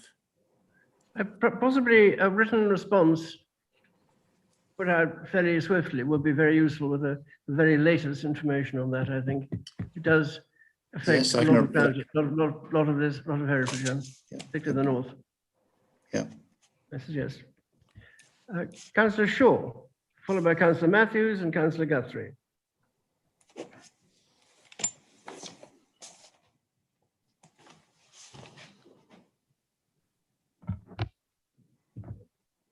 Councillor Shaw.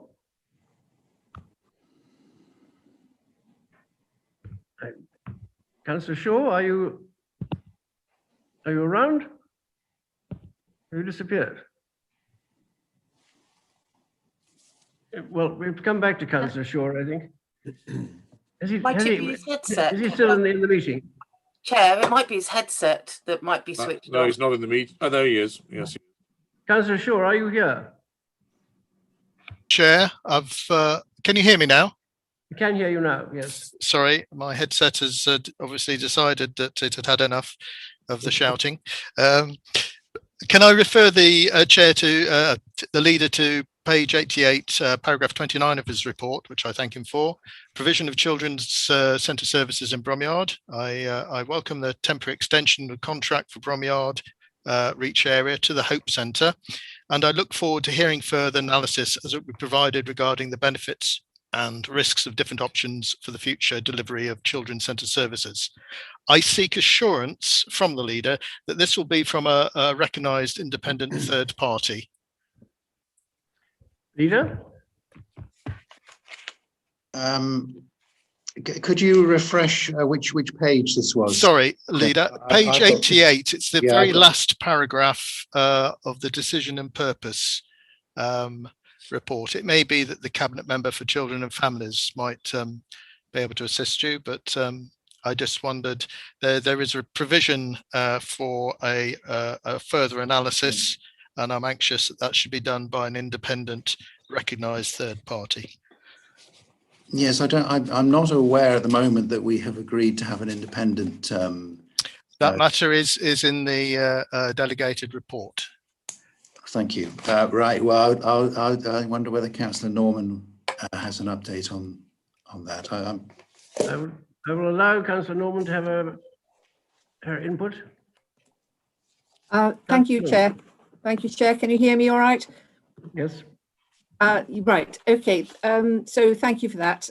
Yes, we have extended the contract, as you can see from that piece, and this will give us an opportunity to look far more carefully and widely at the issues that this involves, and that will mean looking at what Hope is doing. I think it's clear that we all value very much what they are doing. Perhaps we can learn from some of their good practice, and also look at the children's centre services and look at the ways that they are delivered. This is an opportunity to look more carefully, and I think we've listened to the concerns that were raised. We take the point that during Ofsted, all these things are more difficult to conclude. So it does give us that opportunity, and we will be looking at this with considerable care.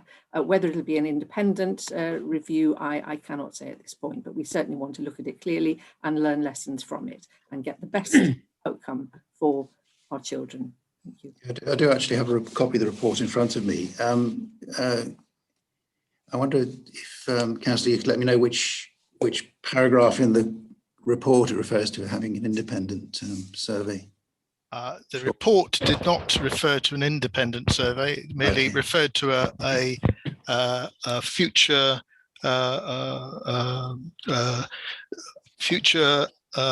analysis to be provided regarding the benefits and risks of the different options. And I was asking if that could be done by people outside of the council, because obviously the rest of the council's area is already looked after by them.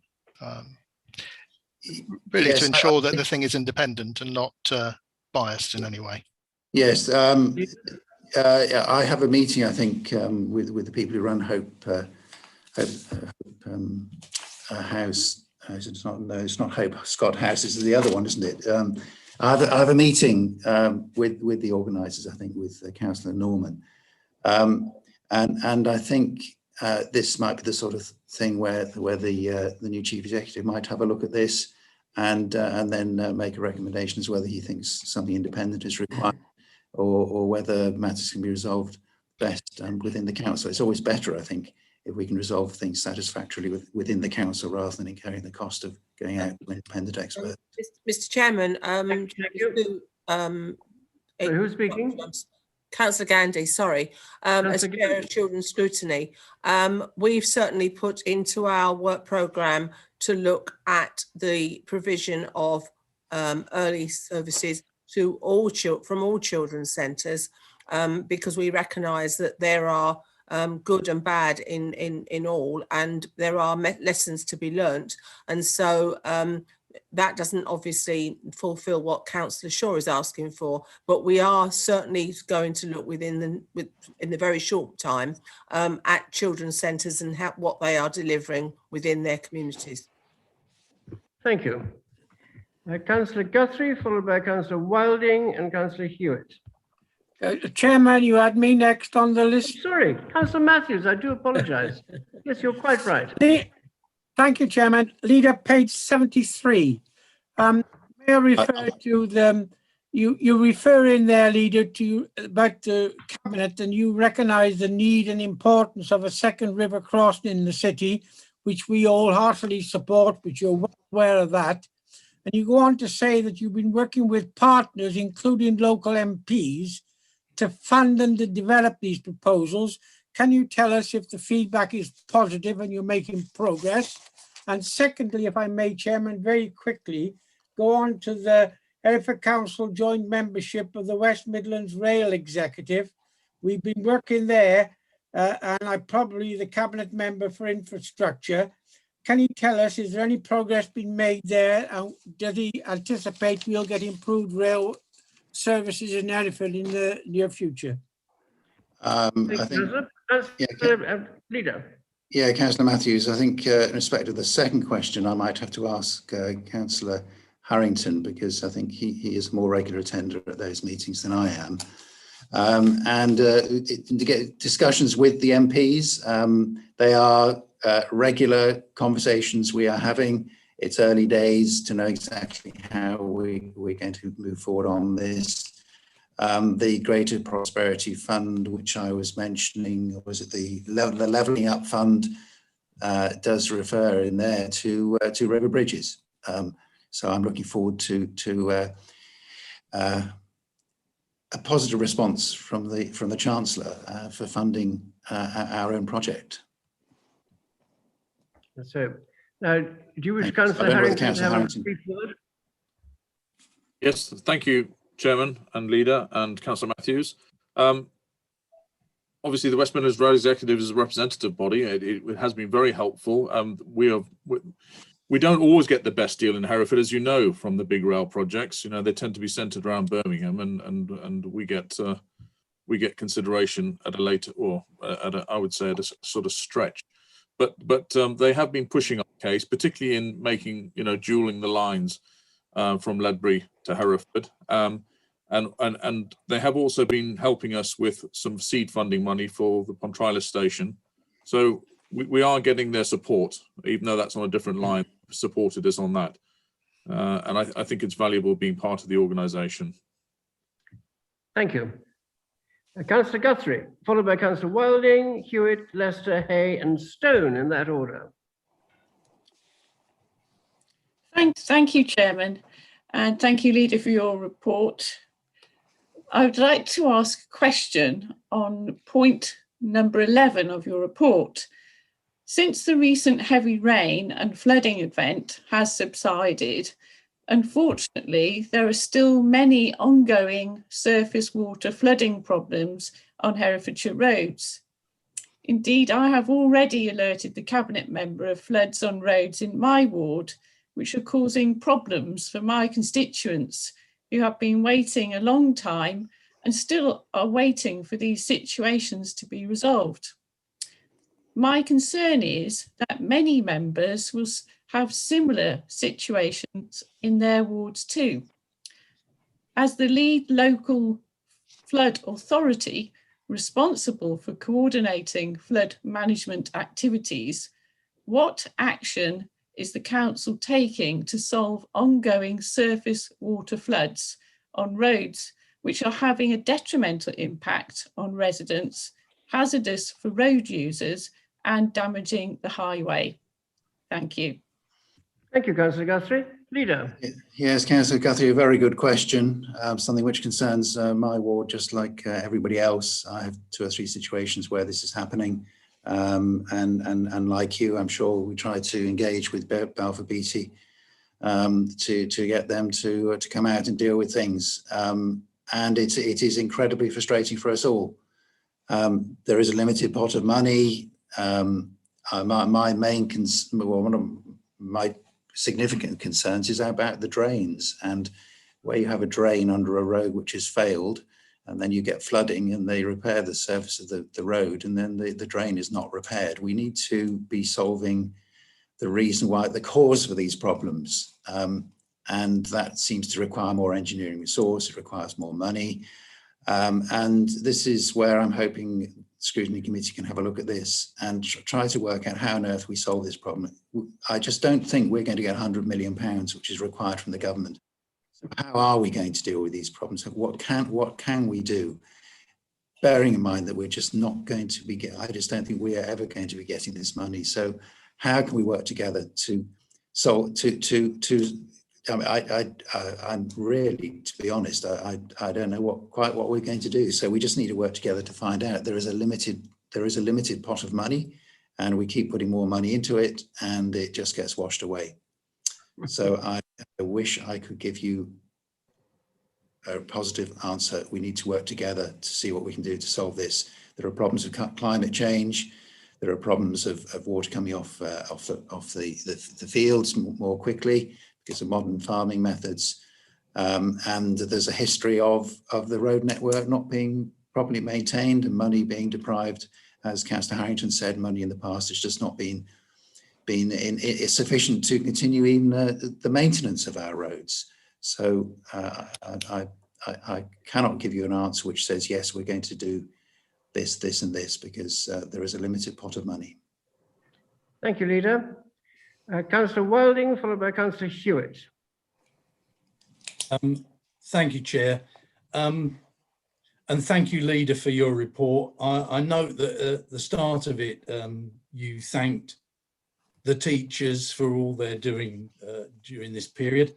And obviously I echo that statement. I'd just like to add to that, thanking nurses and the NHS staff for all they're doing. So do you agree with me that the recent rise of nurses' pay of 1% is actually nothing to do with us setting a council tax, but is rather a decision that was made by central government? And that decision is an insult to the NHS, given all the work they're doing, the real hard work they've been doing. And so— Councillor Wilding, is this a question on the Leader's report? Doesn't sound like it. Well, it is. He reported on the teachers and thanking the teachers. So, but I'll be brief finishing. Yet it's far, giving them 1% is far from oven ready. In fact, it's totally half-baked. Thanks. Peter, do you want a very brief response to that? I mean, not really in your report. This is kind of national politics. I'm only too aware of our care workers and the way they have been exposed to and worked so hard in the local communities. There are so many people who we want to thank. And where in the pecking order, where do you put teachers? Where do you put the armed services? Where do you put police? Where do you put teachers? It's a very difficult national decision, and I'm very pleased I don't have to make that kind of decision. It's not a decision for this council. Councillor Hewitt, followed by Councillor Lester, Hay and Stone. Thank you, Chair. I have two questions. The first one is pretty brief and the second one is a bit longer. So let's go to the first one. Sorry, just bear with me a second.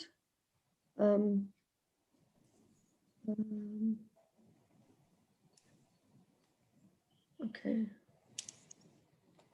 Pardon me. Okay. Very, very pleased to see the progress on important initiatives to look after young people in the county, as I'm extremely concerned, like others are, for the future for young people in the county. So the progress on NMITE and the Kickstart scheme are welcomed. It would therefore be useful to have clarity on our unemployment figures. Please, can we have confirmed the unemployment percentages for different age groups?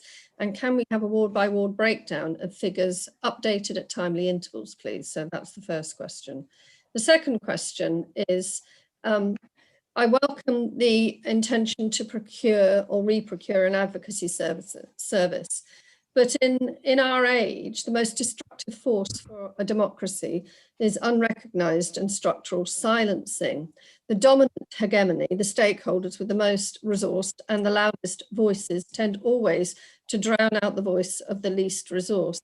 I therefore ask to look to see if the council had ever engaged in procuring a mediation service.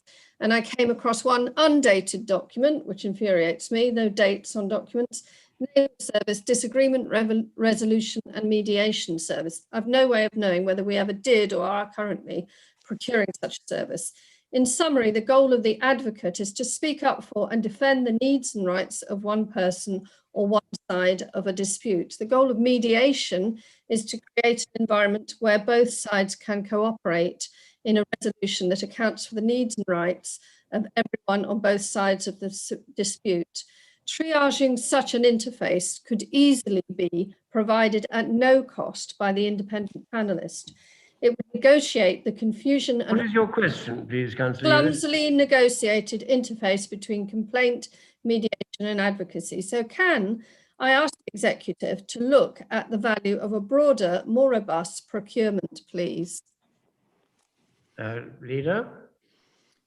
Yes, first about information on unemployment rates. There is a resource within the council which provides this, I think, monthly, something like that, but I'm not sure whether it's available ward by ward. I will ask to get a written response to you on that to let you know what information is available. Of course, if it's not available on a ward basis, then it'd be additional cost to get that. We'd have to work out whether it's value for money to do that. But I'll get someone to get back to you on that. Leader, point of clarification. Yeah, Councillor Chance. I've just forwarded that summary. It's a 42-page monthly presentation with all of the data that we have. I forwarded it to all councillors just now. Thank you. Thank you. Did you want to respond to the second question? The advocacy. This from being a lawyer. This is an interesting one, isn't it? Because it's not everybody who actually wants mediation. You want people who are representing a particular view and not looking necessarily for a middle course. It's not always appropriate. The advocacy service is, I think, a statutory requirement that we have to provide. And perhaps I could ask Councillor Crockett to have a look at this with her directorate. I don't know whether the Chair would allow Councillor Crockett just to comment very briefly on this one. Well, a very brief one, possibly saying yes. Thank you, Chairman. Thank you, Chairman. Thank you, Leader. Yes, I take on board all those points that Councillor Hewitt has raised. The Independent Advocacy Service is a statutory requirement, as you've said. We are going out to commission at this very moment. It's going to be a 5-year contract, and it is a very consistent level of demand for this service. On average, on an average 3-month period, we have about 450 residents that are supported. So it's a very important situation. And yes, we can look at broadening it to include mediation if that's required. Thank you. Thank you very much. Councillor Lester, followed by Councillor Hay, Stone and Kenyon, who's the last on my list. Thank you, Chairman. My question to the Leader of the Council is in the context of paragraph 15 on page 72 of the agenda. With regard to housing delivery, I'm really concerned about the latest statement that parish councils have been given with regards to the status of their emerging NDPs, to say that this council will not be able to support them. That is very concerning to me, because if they're saying that these plans aren't fit for purpose, but our own core strategy is, when the nutrient management plan is trying to address these issues, it would seem that it's unfair to be saying that these plans can't be relied upon, but our core strategy can be. And I look forward to the debate we're going to have on the motion. But my question to Councillor Hitchener, as he says he's a lawyer, should we really be reassessing the legal position that we've got ourselves into on this matter, because it involves risk about whether this council would be liable for any adverse decisions, when if we're talking about decisions that then maintain or are dependent on maintaining other services that are beyond the remit of this council, shouldn't that also be a position that could be challenged? Because we wouldn't be passing or approving applications that should be approved because they could be controlled by other authorities, statutory authorities. So, should that legal advice be challenged? Because we cannot have a situation where we're not approving our own neighbourhood plans, especially when we've asked all of these communities to work so hard to achieve them. Thank you very much, Councillor Lester. Councillor Lester, I must confess, I think these NDPs are absolutely fantastic and really valuable, even though people might get a message saying it's not worth doing them. I think in terms of the communities getting together and working out what's best for them or what they want, a fantastic opportunity for them to put forward their views, which we can then take into account. We had some discussions earlier this week about the new the area plan, and I was thinking that a lot of the input, this area plan is going to have to be written much more quickly, and all the existing work that's been done by the parish council is going to be really useful in writing that plan. So that's for me, that's the broader picture. Leader and Chairman, sorry, can I come in on a point of clarification again? Because I think Councillor Lester is asking a specific question about the latest legal advice we've had on NDPs, if I'm right, Councillor. Is that right, Leader and Chairman? Clarify that, do. Yeah, so Councillor Lester, I totally agree with you, and it does come down to this issue of risk, and we're taking a second opinion now, and I've asked for a high-level strategic meeting, because exactly the points you make is that if we have other mechanisms within either our planning, our SB, SB4, whatever it is, or our own core strategy and our own policies to prevent pollution, to prevent damage to the environment, then for Natural England to tell us that we can't proceed with our NDPs is not acceptable. Now, we refuted this the first time they asked us to stop our NDPs last year. They've come back again and said that they really must challenge us again because there was a further case and haven't.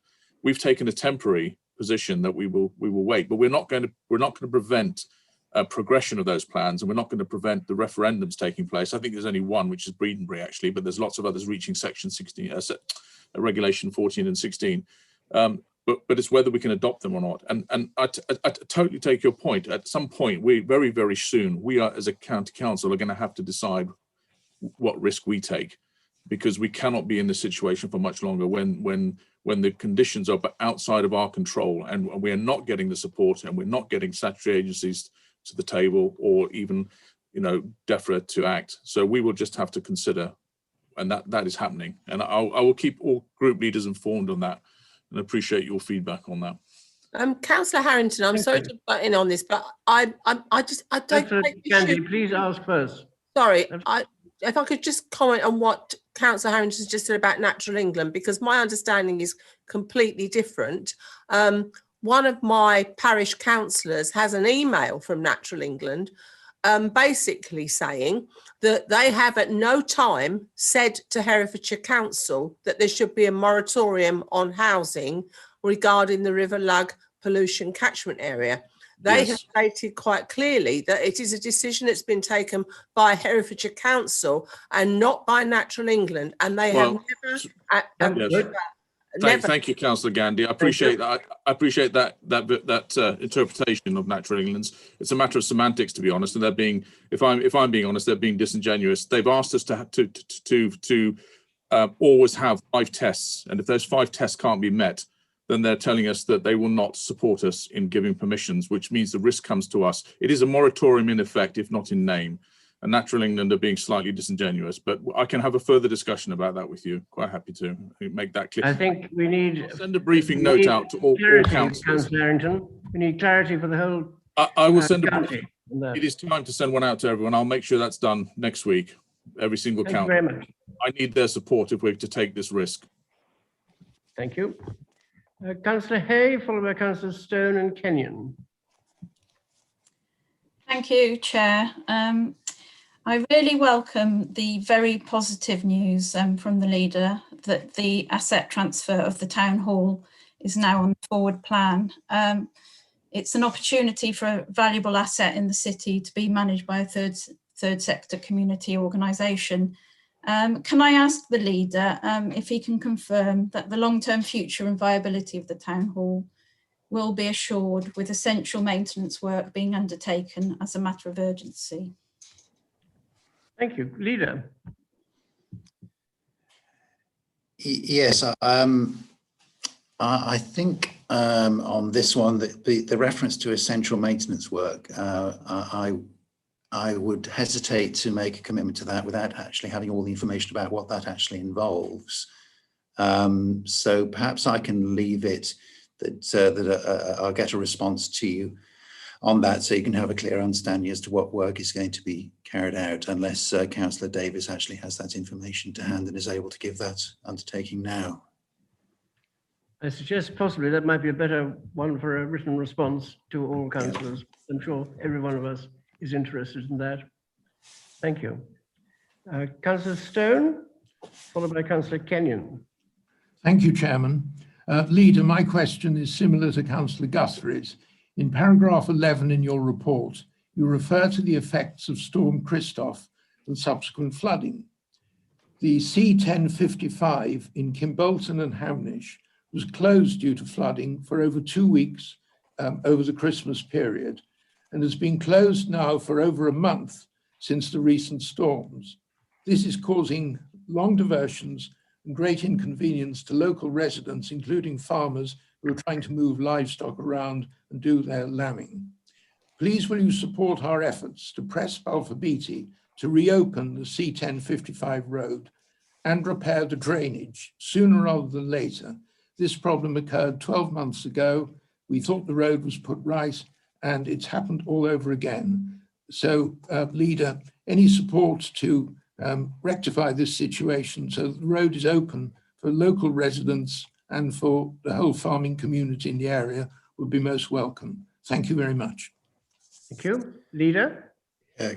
Councillor Stone, thank you for that. Echoing strong opinions from a lot of us who have wards with these sorts of issues.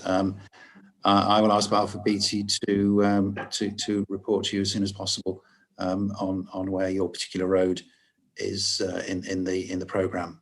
I wish I could be more positive. I wish we had a much bigger pot of money to spend on this, but it's just not possible at this time. Thank you, Leader. Councillor Kenyon, your question. Thank you, Chairman. Good morning, Leader. Under visitor economy, were you aware that there's a Herefordshire County bid going on at the moment? Leader? That's the question. Yeah, well, yes, absolutely. There is a town existing bid, and there is one for what's called Herefordshire. I think it's now called Herefordshire County Destination Bid. Can I help you out? There's been a city bid. No, you don't. I think I know a fair bit about it, Councillor Kenny. Well, let the leader have his word, please. Okay. Yes. Leader, carry on. So this is orientated towards tourism, to encourage tourism in the whole county, and the view is that retail actually benefits. Elements of retail benefit from tourism, and so it goes to those two groups. It is something which is being looked at the moment. There is no absolute commitment at the moment. Third-party consultants have been engaged to work on this project and to show what sort of deliverables can be provided for the whole county, and it's then for the whole county people who are involved in this to have a vote on it. It is, say, the whole county, which I guess in some elements will include a bit of Hereford. So there might be a little bit of the overlap with the Hereford bid, but the orientation of this is much more it's about tourism. It's about the whole county. Thank you, Leader. Thank you, Leader, for that answer. But it cues me up nicely, really. So you're aware. Councillor Kenyon, are you asking another question? I am asking another question, Chairman. Please give me the opportunity to do this. You do this to me all the time. Can you just? No, I'm giving you the opportunity. What I'm saying, please. Carry on. I just want to make sure it was a question. It's absolutely a question. Are you aware then that the consultant's fee is £100,000, and during that businesses have been decimated during this pandemic, and the reality is businesses need to vote for this. Do you not think it's completely the wrong time to be looking at doing this to the business already out there? It's going to come out of businesses' pockets, and £100,000 for a consultant to ask that question. I can tell you the answer now. I think is absolutely ridiculous, and the person that sort of put this forward, I think, is a lunatic, and they need to be looked at. Leader. Yes, these consultancy fees always seem to be absolutely ridiculous, but it did go out to tender, as I understand it. So I would imagine value for money has been secured through this. It's something which we are very keen on as an administration, to make sure that contracts are given to the right people, producing the maximum value. I could ask Councillor Chowns if she was wish to comment on any further. She's more acquainted with the detail, Chairman, if that's. Councillor Chowns, have you a brief comment on that? I'm delighted to comment and clarify. Thank you. Yes. So the work to support the development of the destination bid for Herefordshire County as a whole was agreed. Oh, are you all there? Can you hear me? Your voice is breaking up badly. Can you hear me now? Yes, keep going. Yeah. Okay. So the work to support a destination bid for the county was agreed last year to go ahead with that. It actually follows on very well from the excellent work that we've been doing through the visitor economy project that I've reported to all councillors about on numerous occasions. And in fact, on that, I'm delighted to say that the new Visit Herefordshire website is launched today. Please do have a look at that. But the destination bid is actually broader. So there won't be an overlap with the city bid. Businesses that are already part of the city bid won't be asked to contribute to the county bid. What the county bid will do is offer those businesses in the retail and tourism sectors through the county as a whole the opportunity to say what they think needs to be done over a 5-year period to support the development of that sector of the county economy. Those businesses suggest the ideas. That's put together into a business plan, and then those businesses are the ones that vote on the business plan. So the bid, the Herefordshire County bid, would only go ahead if, as you know, a large proportion of those businesses vote in favour of it. It's a very democratic process for those businesses themselves to decide whether or not they want to pay the levy, because by coming together, they can do all sorts of fantastic things, investing in marketing, investing in improvements, like the sort of things that the city bid does so well in Hereford City at the moment. I'm very happy to provide a kind of a fuller update on the project to councillors in my next monthly newsletter contribution. If that's helpful, do write to me if you've got any questions. And the whole project is overseen by a task board that is meeting this coming Tuesday and fortnightly going forward. So it has a really good degree of oversight from the council and people from across the county as well. Hope that helps. Thank you, Councillor Chowns. Councillor Kenyon, I hope that answers your questions, and the clarification coming from Councillor Chowns later on will, I'm sure, be very helpful. Are you happy with that? Do we need any more questions? Being generous to you. Thank you, Chairman. Yeah, you've said about a county-wide bid, but there's still about 50% of the county-wide bid will still be in the city, and this bid, it's to do with shops, and it's not just about tourism. It's all the shops there. So my point is the consultancy's fees are huge. Could we have spent that somewhere else? Could we have waited until this pandemic's over and businesses have got a better idea and about where their businesses are going? I just think the timing's wrong and it's too expensive to ask the question. Thank you, Chairman. Councillor Leader, do you want a quick response to that?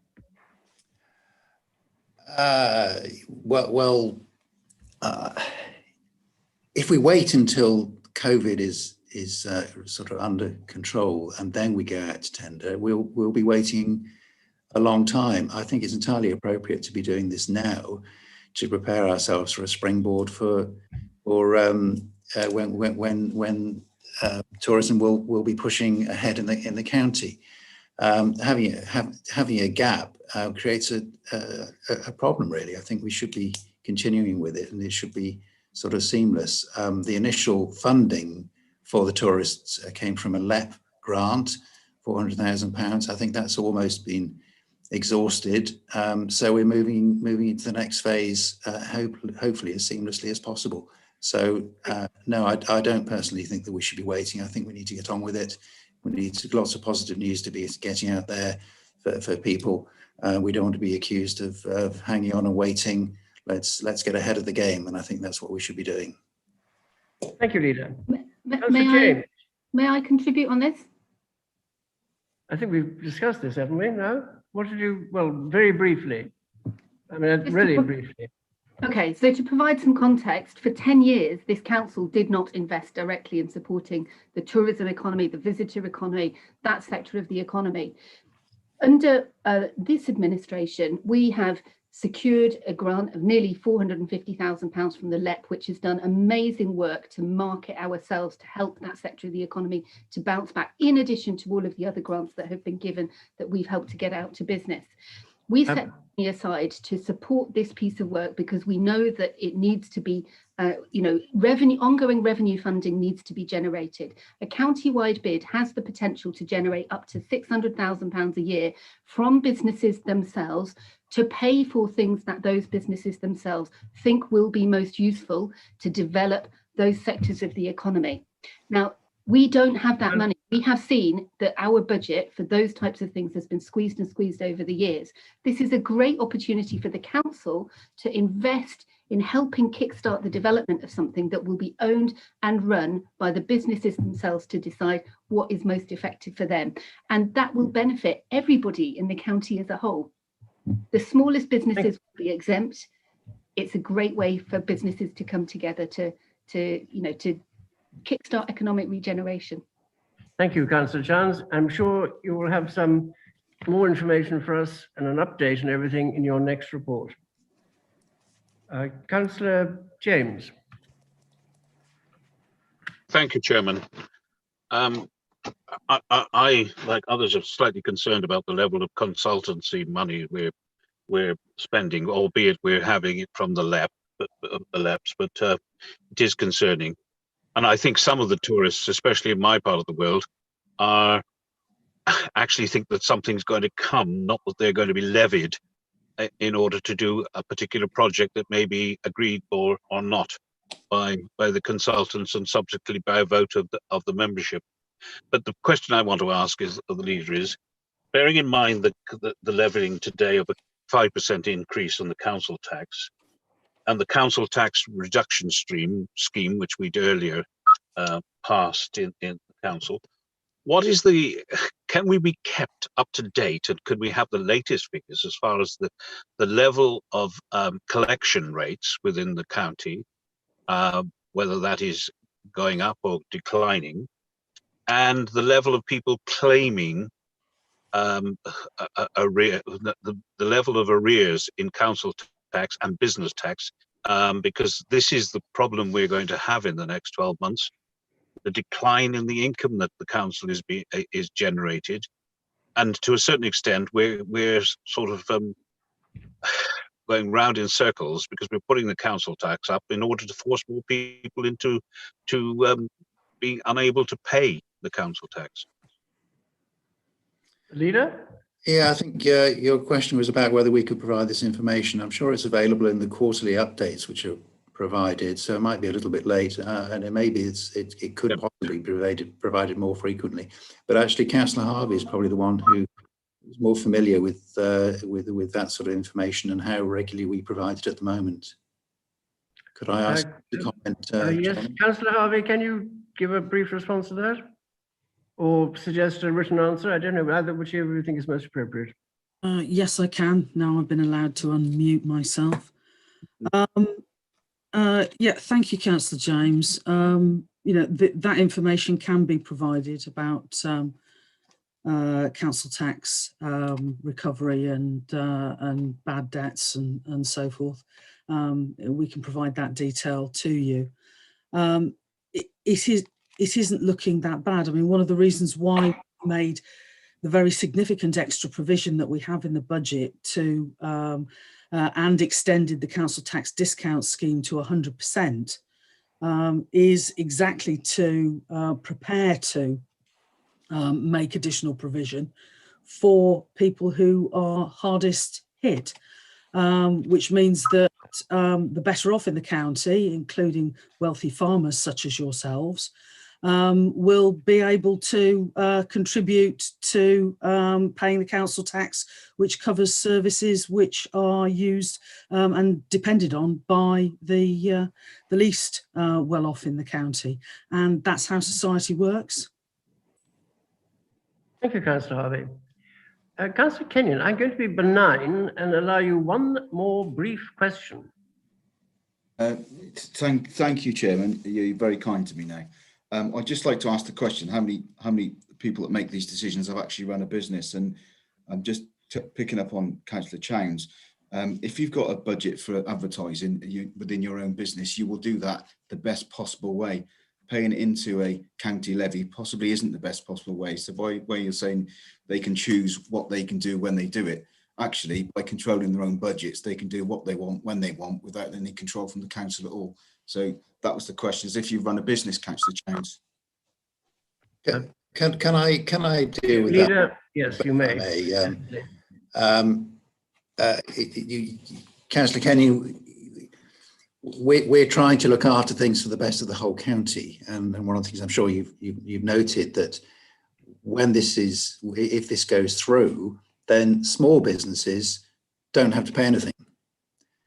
The biggest contributors, I'm told, to this sort of fund will be the big supermarkets. It'll be the Sainsbury's, the Tesco's, Morrison's, who they're the biggest ones. They will be contributing to the benefit of the small business person.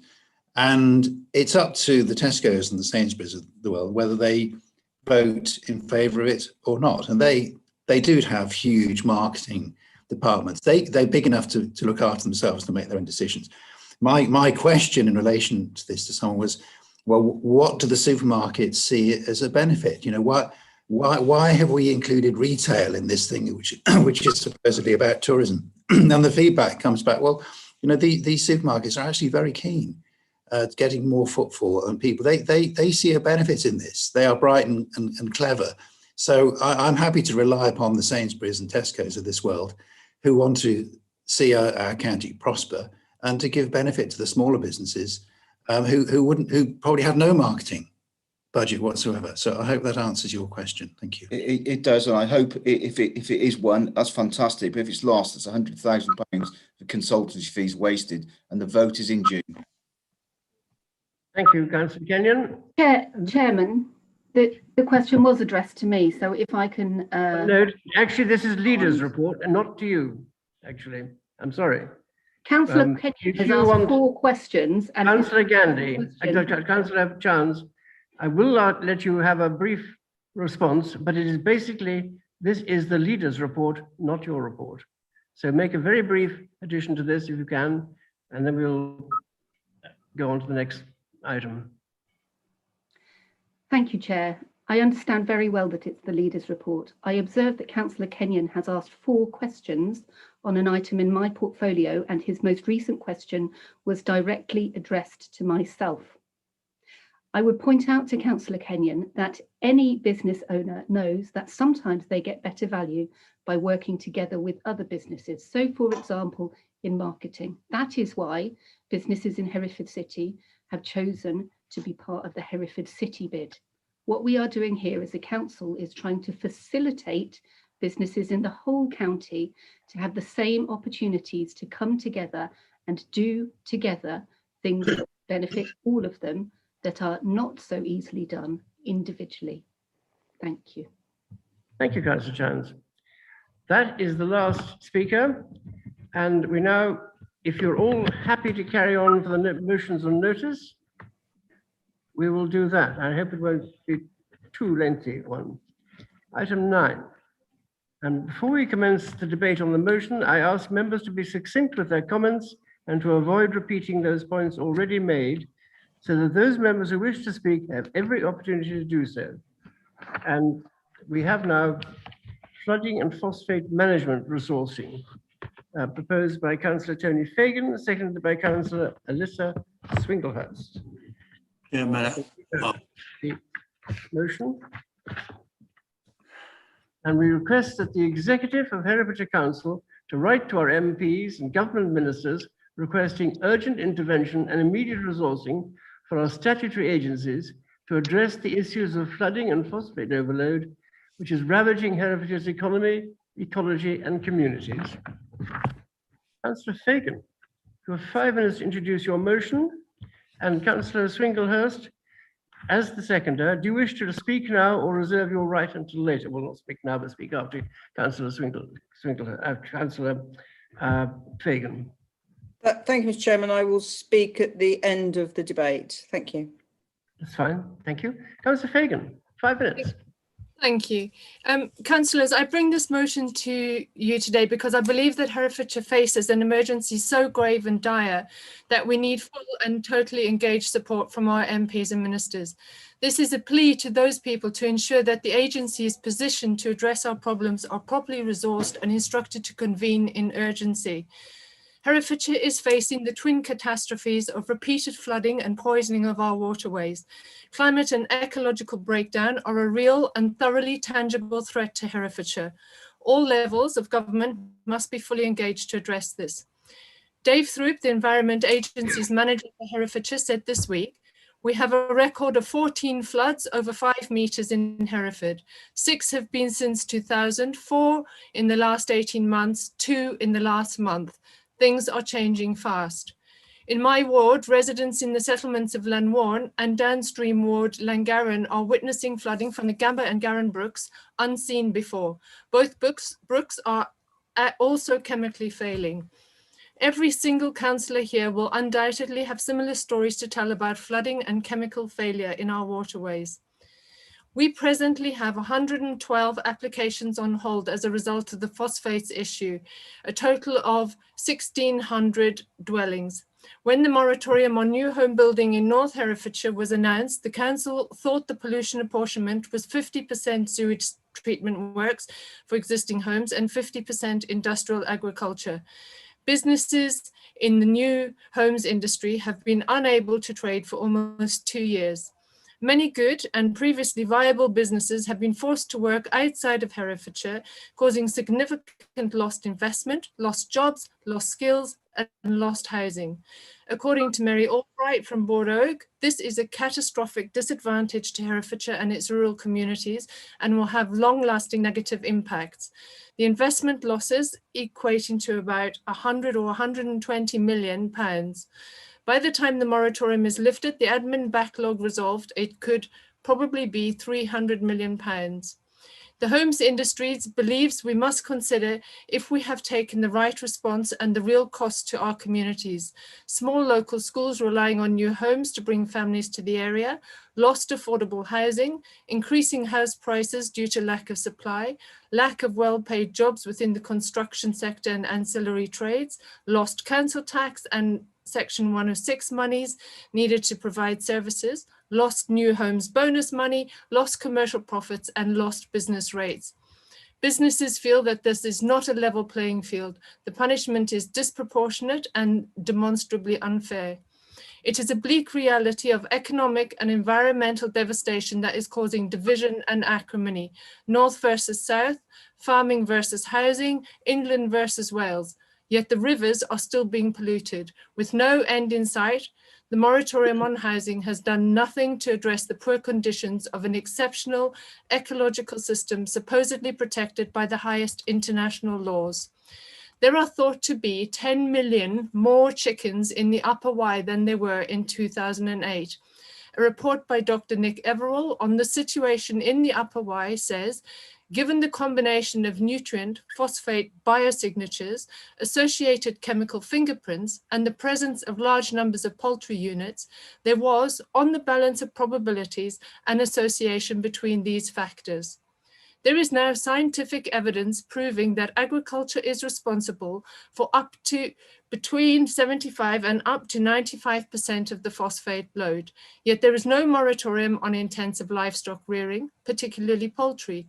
It appears to be like cracking a nut with a sledgehammer, except we are hammering at the wrong nut. What about tourism, the value of which cannot be underestimated? Who will want to visit Herefordshire with our broken rivers and ruined landscapes?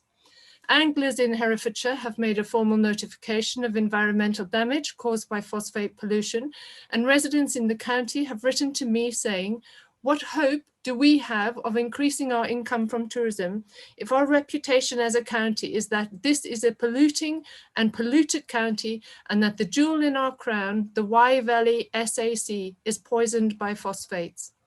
So here is the situation. Herefordshire's Environment Agency head is tweeting apocalyptic warnings. The Upper Wye is badly polluted by phosphates, and one entire industry is suffering losses up to £300 million. The north of the county is hemorrhaging homegrown businesses. NDPs are on hold. The lower Wye on the Welsh border is chemically failing. Our tributaries are chemically failing. You've come to the end of your 5 minutes. Sorry about that, but we have to be firm with everybody. Members, indicate if you wish to speak, please, for 3 minutes each. Anyone wish to speak? Councillor Hewitt, followed by Councillor Lester, and then Councillor Watson. Councillor Hewitt, all yours.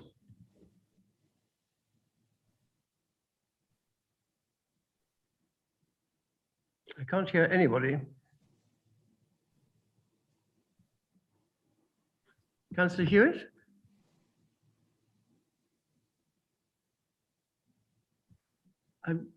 Councillor Hewitt, are you muted?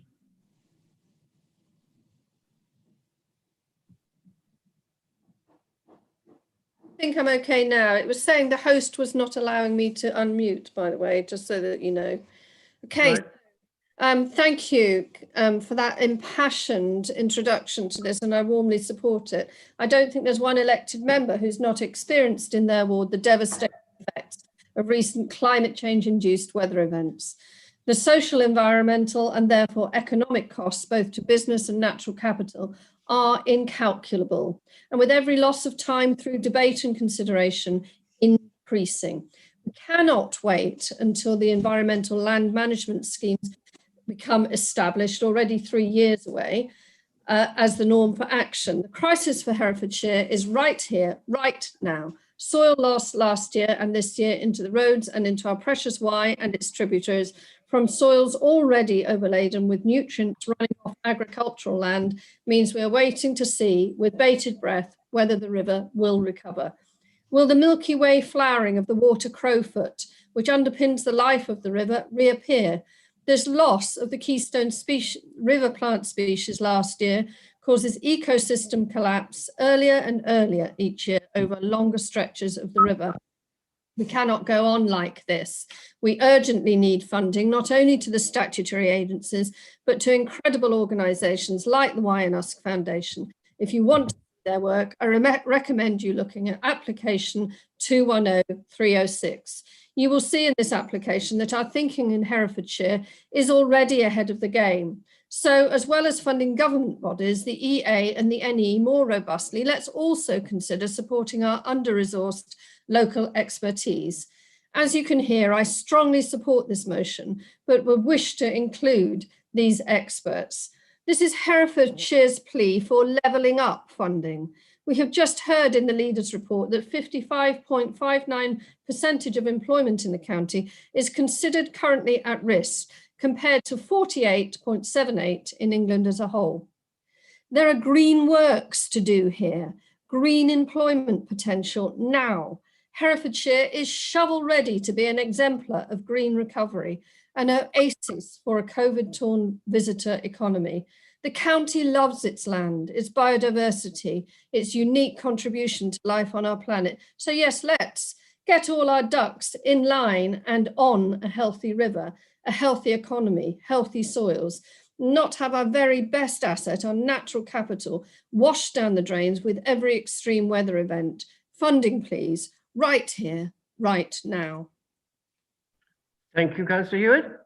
Councillor Lester, followed by Councillor Watson, Harrington, Milne and Selden.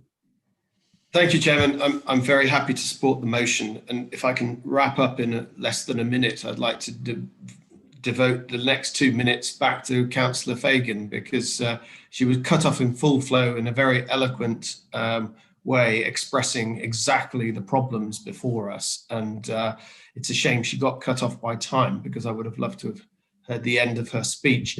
The one thing I would say is that when we're writing to MPs and to government, what I would like us to consider is that in those letters, we approach other local authorities who are in exactly the same position as we are. And I think it would be probably a good idea to have a lobby that is just not council specific, but we join hands with other authorities that are suffering these problems. And so that's what I would welcome. The other point I would wish to make, and I've already said earlier on in this meeting, do we really need to recalibrate the way we're dealing with this issue in terms of planning? Because as we've heard, the housing situation is probably not the net contributor to the problem. And so are we blighting the housing industry as a result of that? And we must do everything we can to support our farmers. We are a rural economy and we need to support farming, and we need to support diversification to keep those farms happy and healthy and working well and contributing. But if there are issues that they are facing, we need government support to help them to address the issues that they face, so that we can have the best of both worlds, which is supporting our farming industry, but also our housing industries as well. So I think the two messages there, but again, I make that plea. Please, can we review the legal situation with regard to house building and reassess the risk we're facing? And then that way, I think we don't sit in a situation of doing nothing whilst we're equally trying to resolve other matters as well. Thank you. Thank you, Councillor Lester. Councillor Watson, followed by Councillor Harrington and Councillor Milne. Thank you, Chair. I welcome and support this motion. Extra funding to the Environmental Agency and to other statutory agencies, including local authorities, would be very welcome.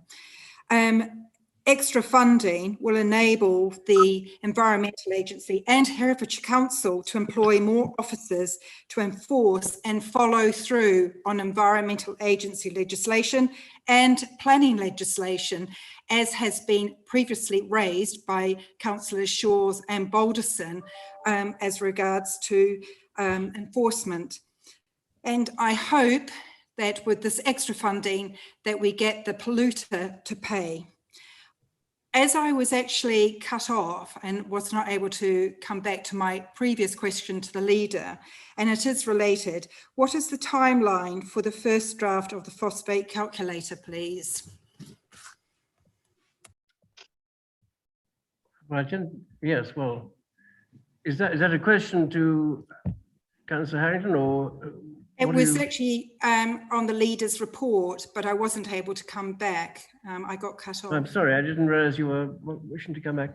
I'm sure the leader can give you a... Chairman, I can answer that, as I'm next to answer a question anyway, if that's okay. You were also on the list to talk as well. Okay, so if I address that first, that we've had the first draft back, Councillor Fagan, and so I'll update you on that, on what the next steps are, and I'll update all members on that. And just to add that I totally support this motion, and I echo the words of all our members, and I particularly echo what Councillor Lester said about the group approach, and understanding that it's not trying to identify someone to punish as such, because I think it really has been an issue that defunding of these statutory bodies, for whatever reasons over the last few years, has caused a lack of capacity, and that lack of capacity has had, you know, severe implications, the implications that we're dealing with now. And I think for us to write as a council with our other councils, and Councillor Lester's probably aware that we've been talking to Powys repeatedly about this, and also that the work that Mary Albright and Jim Hicks have done through the Hereford Construction Industry Lobby Group, they have MPs and I think local authorities on that forum. So that's probably something we could tie in, make the letter come from that forum as well as from us as councillors and neighbouring authorities. We really, you know, we really got to focus our central government's understanding of how severe this problem is for us. And I don't think they've really understood that despite all our best efforts. And this letter would be, you know, a very, very strong message. Thank you all. Thank you, Councillor. That's a good message for us all, I think. Councillor Milne, followed by Councillor Selden, Ginman and James. Yes, thank you, Chair. So I'm obviously completely in support of this motion as well. And just to be sure that when we write to our MPs, that we don't just simply get a stock reply back drafted by an official from DEFRA, which refers us to the Farming Rules for Water. The government, after all, in 2017 consulted on a mechanism by which farmers would be encouraged to not spread manure close to watercourses, to discourage cattle from trampling riverbanks, to prevent soil loss and so on. The Farming Rules for Water are after all now 3 years old, and yet we have continued to see a progressive decline in our water quality from diffuse sources, particularly on the Wye, of course. So the real question is, how effective are the Farming Rules for Water? Is the Environment Agency, has it the teeth? The Environment Agency, I'm just going to read briefly from DEFRA's website and how enforcement will work. The Environment Agency, if it finds you're breaching the rules, will obligingly help you by identifying the changes you need to make, agreeing a timescale with you to make those changes, and to check that you've made them. It may give you a follow-up visit, most obliging of it, and ask for evidence, such as a photographic evidence of change. The prospect of enforcement in the form of prosecution comes a very long way down the list.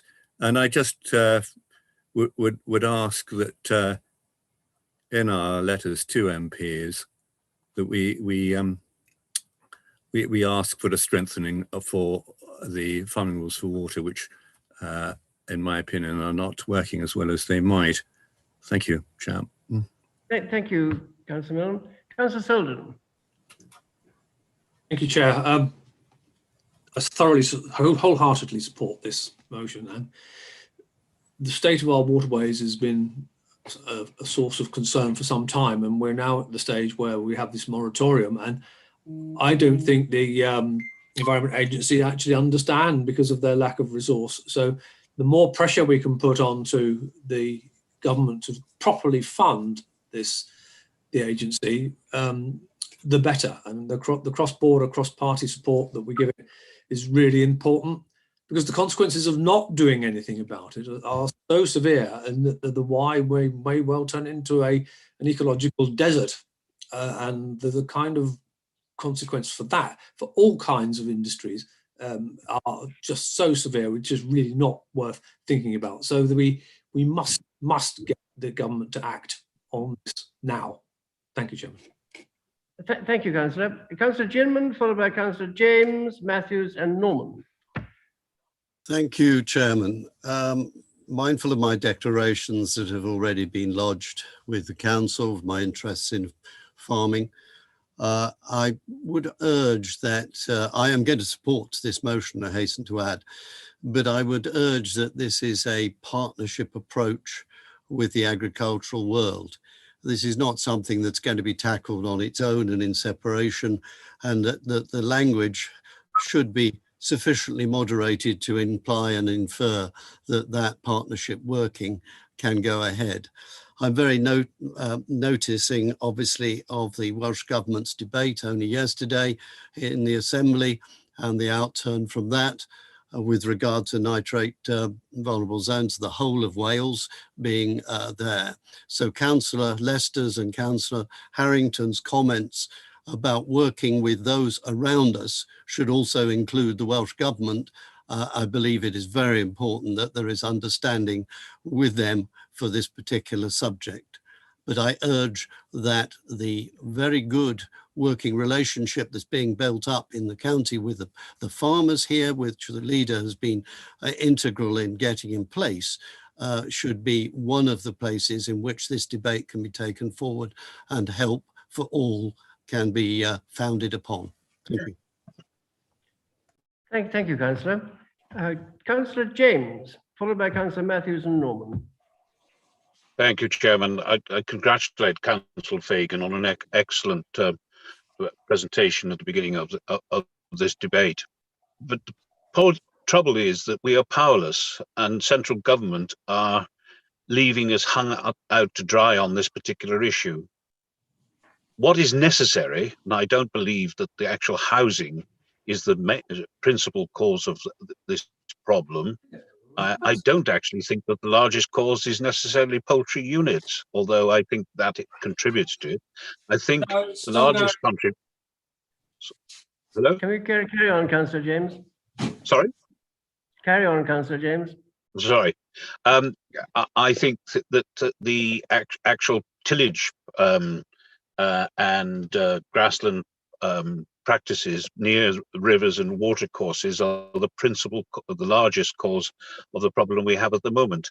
And the problem is that we don't have the powers and the resources in order to change those particular practices. And it ill becomes central government through their agencies to impose these restrictions on the economic life of this county, when the resolution for this problem lies with central government. Only they can change the style in which farming takes place, practices take place near our rivers and watercourses, and they are hiding from the issue. And the sooner government act quickly, the better, because we're going to be left with this problem for years to come. It's not going to suddenly resolve itself. And the sooner central government actually do something about it and actually put in policies that will resolve it, the sooner we'll be out of this serious situation for the economy of this county. Thank you, Councillor James. Councillor Matthews, followed by Councillor. I'll be very brief, Chairman. I would also like to thank Councillor Fagan for the very professional way she's put it. And also, I've been very intrigued by the well-informed and professional support that members have given this motion. But I think it's very important that we work with partners. It isn't something we can do on our own. We've got to bring the farming community along with us. So I warmly support this motion, and I hope we're successful in our bid to government to get the necessary funding. Thank you. Thank you, Councillor. Councillor Norman, followed by Councillor Phillips and Chowns. Thank you. Thank you, Chair. Like others, I very much appreciate the comments made by Councillor Fagan and others, very eloquent and very heartfelt, and I think we all share that and agree absolutely with it. So I won't repeat or cover points that have been made so far, simply to say that I absolutely take the point about the funding for the Environment Agency, particularly crucial and a part of our problem, and also the need for partnership working. We do need to work with our farmers, but within that, I really think it's important to call on the farmers who are responsible, who are farming in the best possible way, to call out the farmers that are not.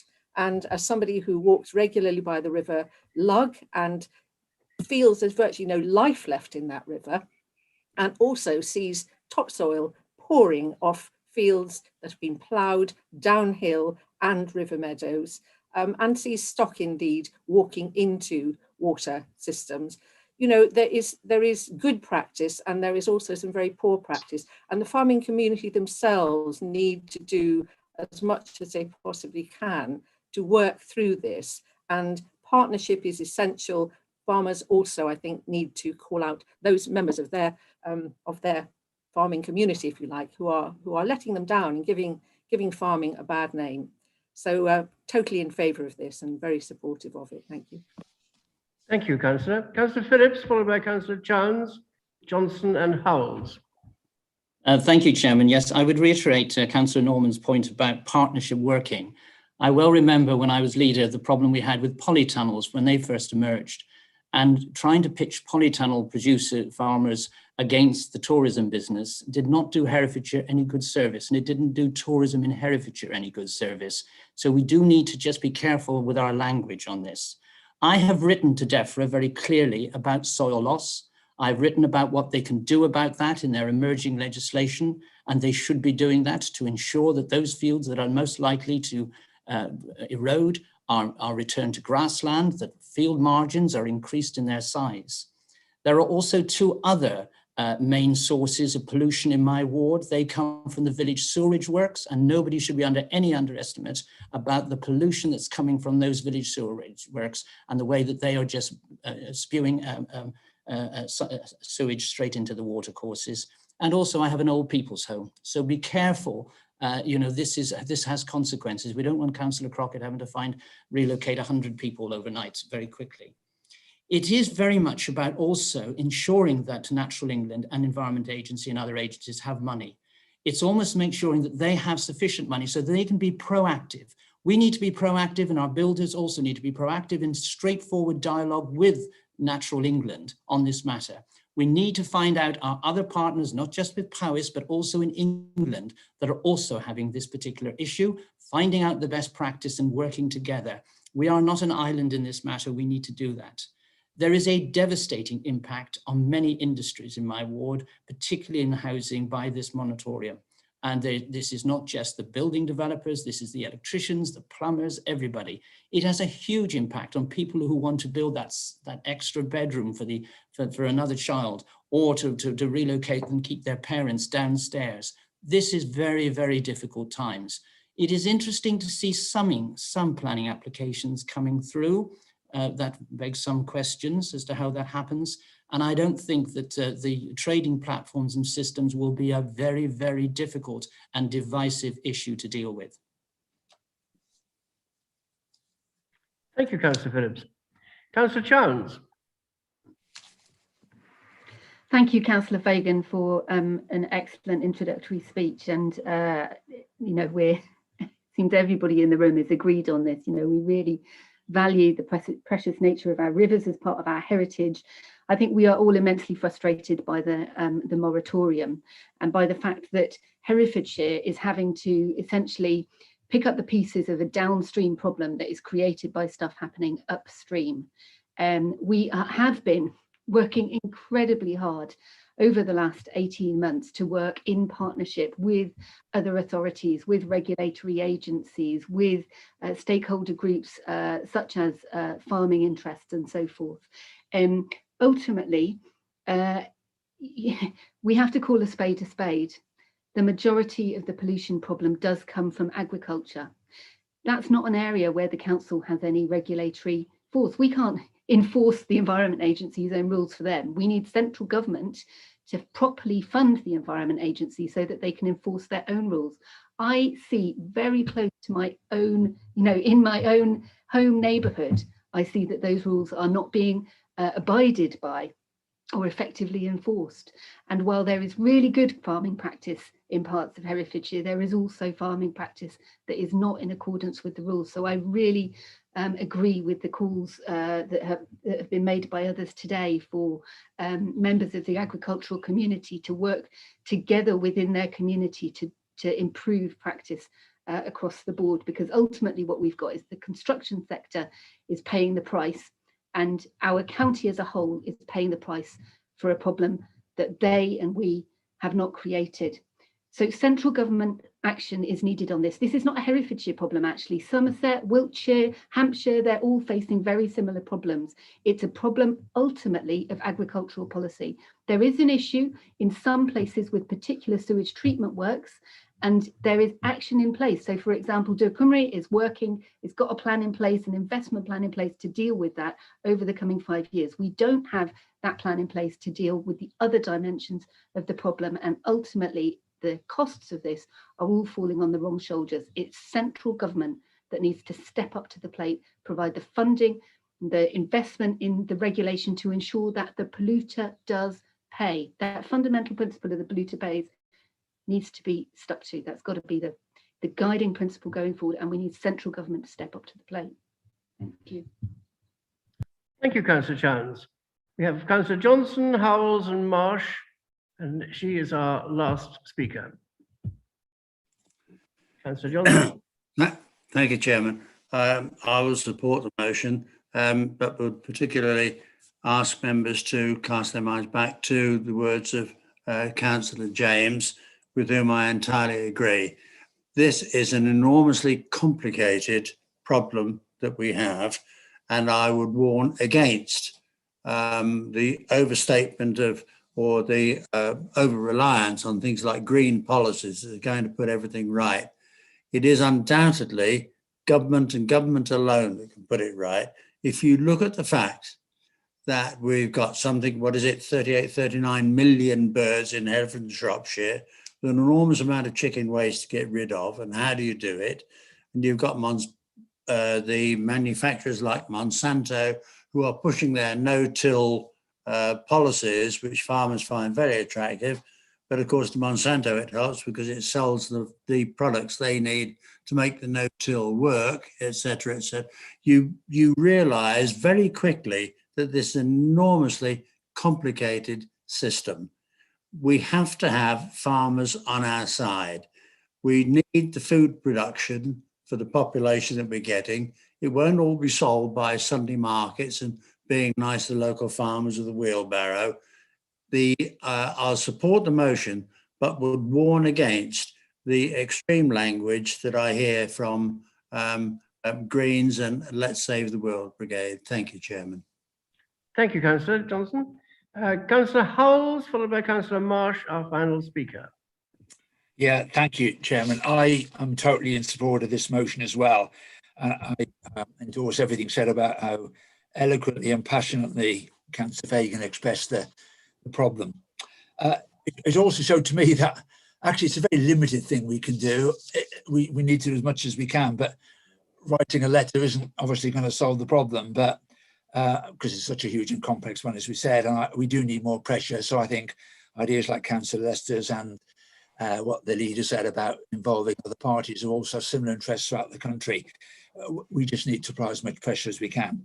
What I do wanted to say was make the very important point about, as a Ledbury Ward councillor and also as chairman of our neighbourhood development plan, and Ledbury of course isn't in the Lug catchment area. Those of us in the southwest of the county aren't affected by the problem directly. But I just want to emphasise that we have an equal stake, of course, in the economic vitality of the county. So this is as important to us as it is to those who are directly affected. And of course, the longer the moratorium of housing goes on, and hopefully not too long, counties like towns like Ledbury and Ross will be under increased pressure for further housing development potentially. So we have also a very vested interest in doing as much as we can to help solve the problem. So yes, just wanted to make that point in very much emphatic support for the motion. Thank you, Councillor. Councillor Marsh, final speaker. Thank you very much, Chairman. I would like to just point out to members who may have forgotten the very many rounded facts in Councillor Fagan's speech, and to say that passion and facts are not a binary split. There are such a lot of arguments and in favour of this motion, which have been ably picked up right across parties, which is so important for us. I was interested this week in the Hereford Times, our water company were putting out a bit of stuff about how pleased they were that water price rises were below inflation. I absolutely know that they have put in and are putting in a lot of investment, but we all need to understand that clean water without paying for it comes at an appallingly high price. And of course, that's something that Ofwat should attach more importance to. We also need to look urgently at more tree planting in the uplands, and this would have the dual benefit of helping with flooding as water flowed off steep bare slopes more slowly, as well as giving phosphates time to be taken out. So we really need to be looking at how somehow a partnership can work on those issues. And we also, I would like to commend Councillor Fagan's point that if we are going to have a housing moratorium, now that we know that the majority of the issues are related to agriculture, it really must be allowed for there to be an IPU moratorium. It's just, it doesn't seem in any way logical to be doing one without the other. And I hope we can press our elected representatives and all the agencies involved to grasp that we need to take a precautionary principle in relation to any other IPUs at this point. Thank you. Thank you. Councillor Marsh, would you just explain an IPU for the general public, please? Sorry, yes, that would be the intensive poultry units. Yes, as has been mentioned in several speeches, there has been a massive proliferation of those in the last decade. Thank you, Councillor. Councillor Swinglehurst, you have 3 minutes as a seconder, and then Councillor Fagan has the right of reply to the debate and also has 3 minutes. So Councillor Swinglehurst first, please.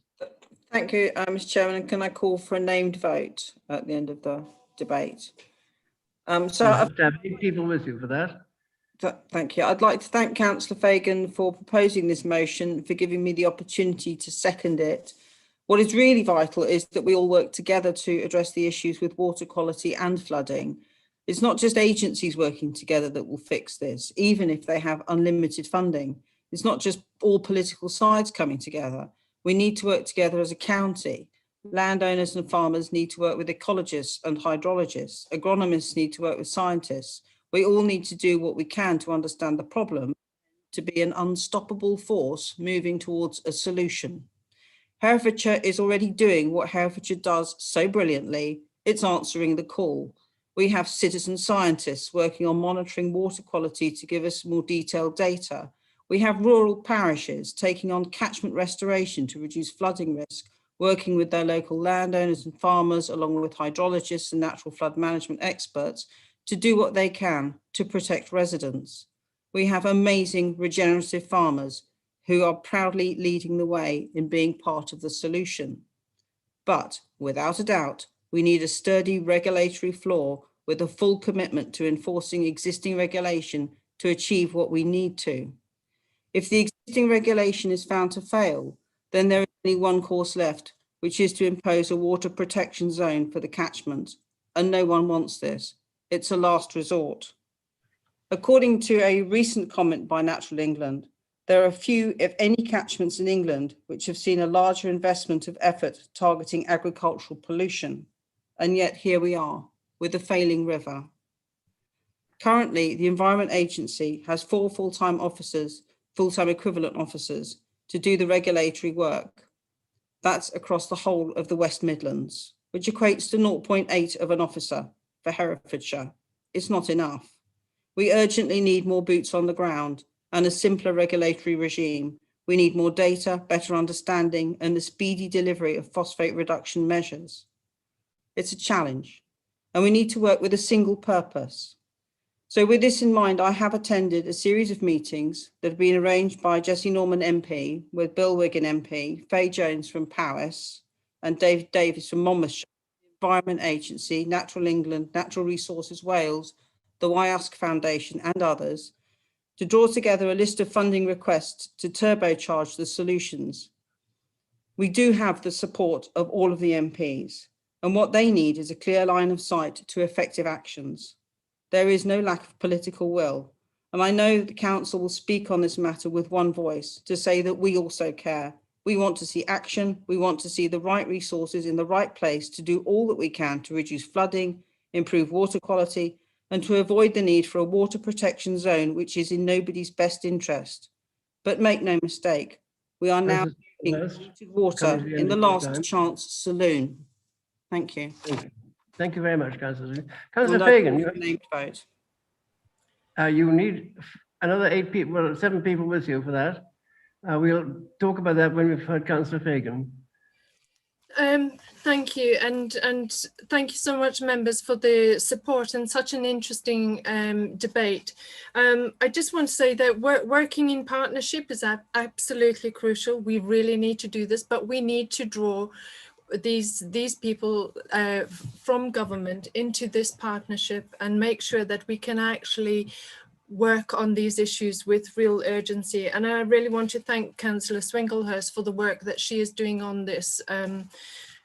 So I'm going to keep it short and not get cut off. I just want to say that Herefordshire's rivers are in a mess. We need our MPs and government ministers to acknowledge the disaster, and we need to take a cross-border strategic view on this and resource and enable our statutory agencies to address these issues with honesty and urgency that they demand. And just like the flooding issues that are changing fast, we need action on this fast, and I urge you to support this motion, please. Thank you very much.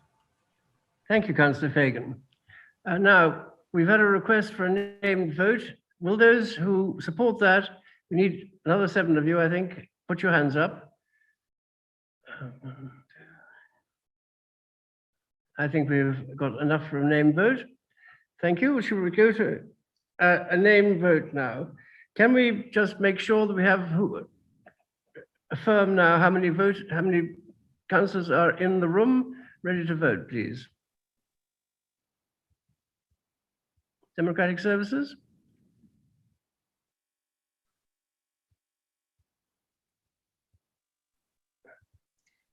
Chairman, sorry, Kate, if you want to go ahead. No, it's okay, Jen. Okay, so Chairman, first of all, just make sure how many members we have in the room, and then we will display the motion to be voted on. Yes, Chairman, we've got 46 members in the room. We've received apologies from Councillors Kenyon, Roan and Balderson, who had to leave the meeting. Also Councillor Tillett. We did just lose another member, but I've been unable to identify them at the moment, but we do have the 46. Thank you. Motion is, we request that the Executive of Herefordshire Council write to our MPs and government ministers requesting urgent intervention and immediate resourcing for our statutory agencies to address the issues of flooding and phosphate overload, which is ravaging Herefordshire's economy, ecology, and communities. Can we have a monitoring officer perhaps can take the vote, please? Yes. I shall call out the names of all members present and request that they clearly state whether they are for or against or are abstaining from voting. Councillor Paul Andrews.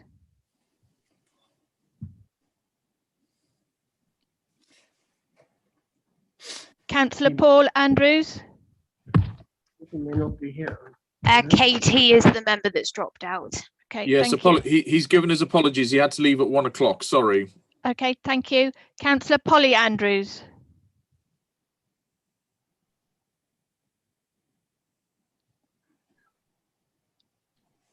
Councillor Andrews, you are muted. I think there are problems with this system at the moment. 4. Thank you. Thank you. Councillor Bartlett. 4. Councillor Bartram. 4. Councillor Boulter. 4. Councillor Bowen. 4. Councillor Bowes. 4. Councillor Chowns. 4. Councillor Crockett. 4. Councillor Davis. 4. Councillor Durkin. 4. Councillor Fagan. 4. Councillor Foxton. 4. Councillor Gandy. 4. Councillor Guthrie. 4. Councillor Hardwick. 4. Councillor Harrington. 4. Councillor Harvey. 4. And can I say that I'm just against this forced muting of our microphones? I think we we should have Councillor, may I trusted. suggest you bring that up with the Democratic Services and the monitoring officer, please? It's getting in the way Thank of you. councillors being able to raise points of orders and to ask names. Councillor, please. Councillor Harvey, I'm in the middle of a named vote. Please. Councillor Hewitt. For. Councillor Hay. For. Councillor Hitchener. For. Councillor Howells. For. Councillor Ianson. For. Councillor James. For. Councillor Ginman. For. Councillor Johnson. For. Councillor Graham Jones. For. Councillor Mike Jones. For. Councillor Lester. For. Councillor Marsh. For. Councillor Matthews. For. Councillor Millmore. For. Councillor Milne. For. Councillor Norman. For. Councillor Phillips. For. Councillor Price. For. Councillor Selden. For.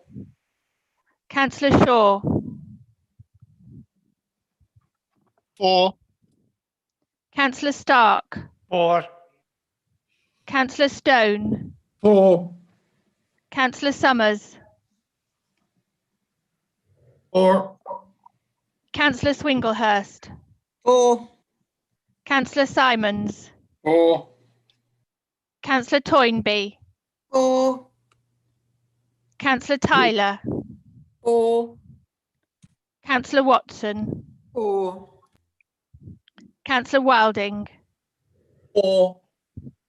Thank you. I'll just check with my colleagues.